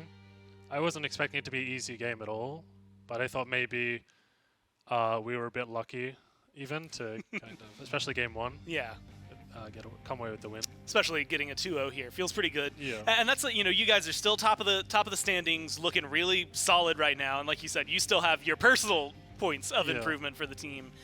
But looking a couple of weeks ahead, right? You've got this week, next week for regular phase 2. Then we're getting into LAN conversation, going in as one of the top seeds, if not the top seed. Does that make a huge difference to you? You know, similar to last Masters means you'll play a little later in the tournament, things like that. Is it super important to you guys to stay at the top? I don't think tournament-wise, I feel like the league right now, we could finish 7th and make a run at the tournament. I think it's a nice kind of it's a bit of an honor or whatever to kind of finish it. You should be proud of it to finish 1st seed, but I don't really think it means anything. I think last LAN we came in 5th seed and we played in the finals, so it's kind of I don't think it means much. Yeah, it's a reward, in that right? sense, So you get to feel good and you get to see the hard work pay off. I think regularly there. It's been fun to watch you guys play, and I've been impressed with the Kings. Thanks for your time, man, and congratulations on the win. Thanks again. Well, there you go, Charlie. You know what? I actually think maybe that mindset is my favorite. Is Absolutely. You get to be first, and it's like, you know what? We're not spending every day, every set, trying to be first. We're just trying to play the best Smite we can. So happens that we get to be first because of that. And so the Kings here are definitely a formidable force in the league, and of course right now on top. But even listening to that, it feels like if the top team says that they have stuff to work on, I'm worried for some of the rest of the team when they get that figured out, the rest of the league. We'll look, again, how this affects not only the schedule but the standings. The 2-0 here for the Dragons means the Bolts and the Leviathans are going to be coming up next. Just saw the Levi's and the rest of the Bolts come in here. Bear has been here for like an hour and a half. He always gets here so early. So early. And unfortunately for him, this is not his only second set of this week. He will be playing second set on Sunday. So I anticipate, let's see, if it starts at 1, scheduled around for 3, he's somehow going to get here at 1:30 and be surprised we're still in game 1. He'll be here at 10 a.m. Be like, can someone let me in? No one's here yet, man. We haven't started. But yeah, I mean, that's just sort of Bear's. That's Bear's. It's his MO. Yeah, that's what he wants to do. He wants to get here early and then chill. It's going to be fun to watch. I think the Bolts, look, right now, the Levi's, I think they're on a 2-loss streak, which is not something that happens too often for them. And so that is something that is going to be big. Not only that, I think last year their longest was a 3-loss streak. So this would tie it for total, would break their loss streak for this year. But of course, there's a growing gap. If the Bolts get this win, they can climb a little closer to the Kings there and maybe try to topple them up top. If you're the Levi's, you're looking to try and come up and jump over the Dragons, the Titans, eventually the Warriors if you can get there. With a few sets left, a couple of weeks left in play, Trelly, there's a lot of importance in the middle of those standings. Yeah, I would say so. And coming off of that interview from Biggie where, and again, I like the way you phrased it. It's a great mindset to have, despite the fact that they're on top at the moment, not losing many games, not losing many sets at all. They still think, there's stuff that we have to improve on. We know what that is, and they're still working hard. That doesn't bode well for everyone underneath, right? Because I'm sure they're feeling confident, but they probably have some stuff to work on as well. So all these teams are going to continue to improve, and it's got to be a scary thought, but it should make for some exciting Smite for us to watch. Yeah, I'm excited. I mean, next week's going to be a hell of, just looking at these two teams, the Kings kind of continuing their tear. I'm excited to see what they're going to be able to do. The Dragons having a triple header next week with a new jungler. That's going to be either A, great experience, or B, a really, really fun opener for every single day. But that is going to do it for this set. The Dragons fall down 2-0 to the Kings. Now the Titans, not the Titans, how about the Bolts and the Leviathans are going to be taking each other on in just a couple of minutes. We're going to kick it to a quick break. Everyone grab your drinks, grab your snacks. We'll be right back with more SBL.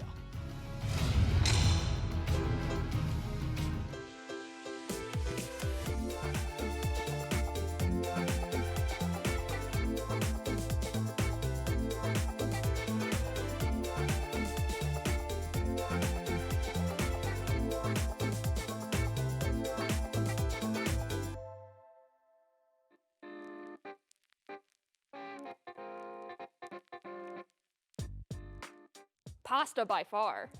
Dang, there are a lot of good pastas out there. Yep, gotta say pasta. Oh, God. My initial reaction was pizza. I guess it depends on the metric.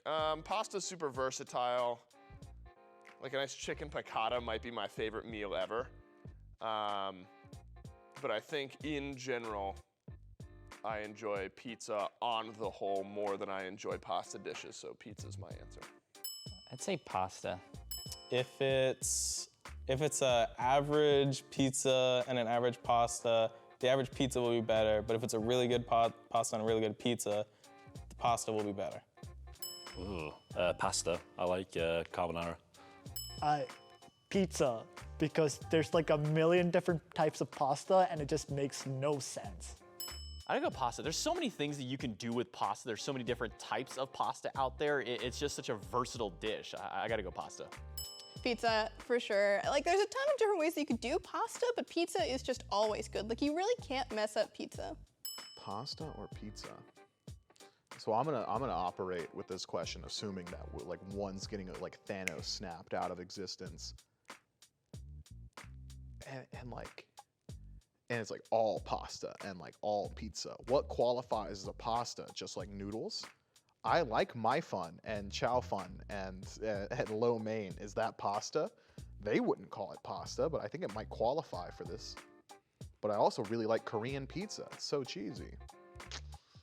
I eat pasta more often though, so I guess pasta. That's a toughie. I just love my carbs. Both are near and dear to my heart. I feel like if you got like a premium pasta, it's delightful. It's magnifique. But I would say I'm a pizza guy. I could eat pizza all day, every day. I'd say pizza. I think pasta's too heavy sometimes. Pizza, 100%. These days, I'm a pizza boy. Oh, man, you're killing me. I'd say bad pizza is better, but good pasta is better. And since we're assuming this is prepared well, I'm gonna say pasta for sure. Final answer.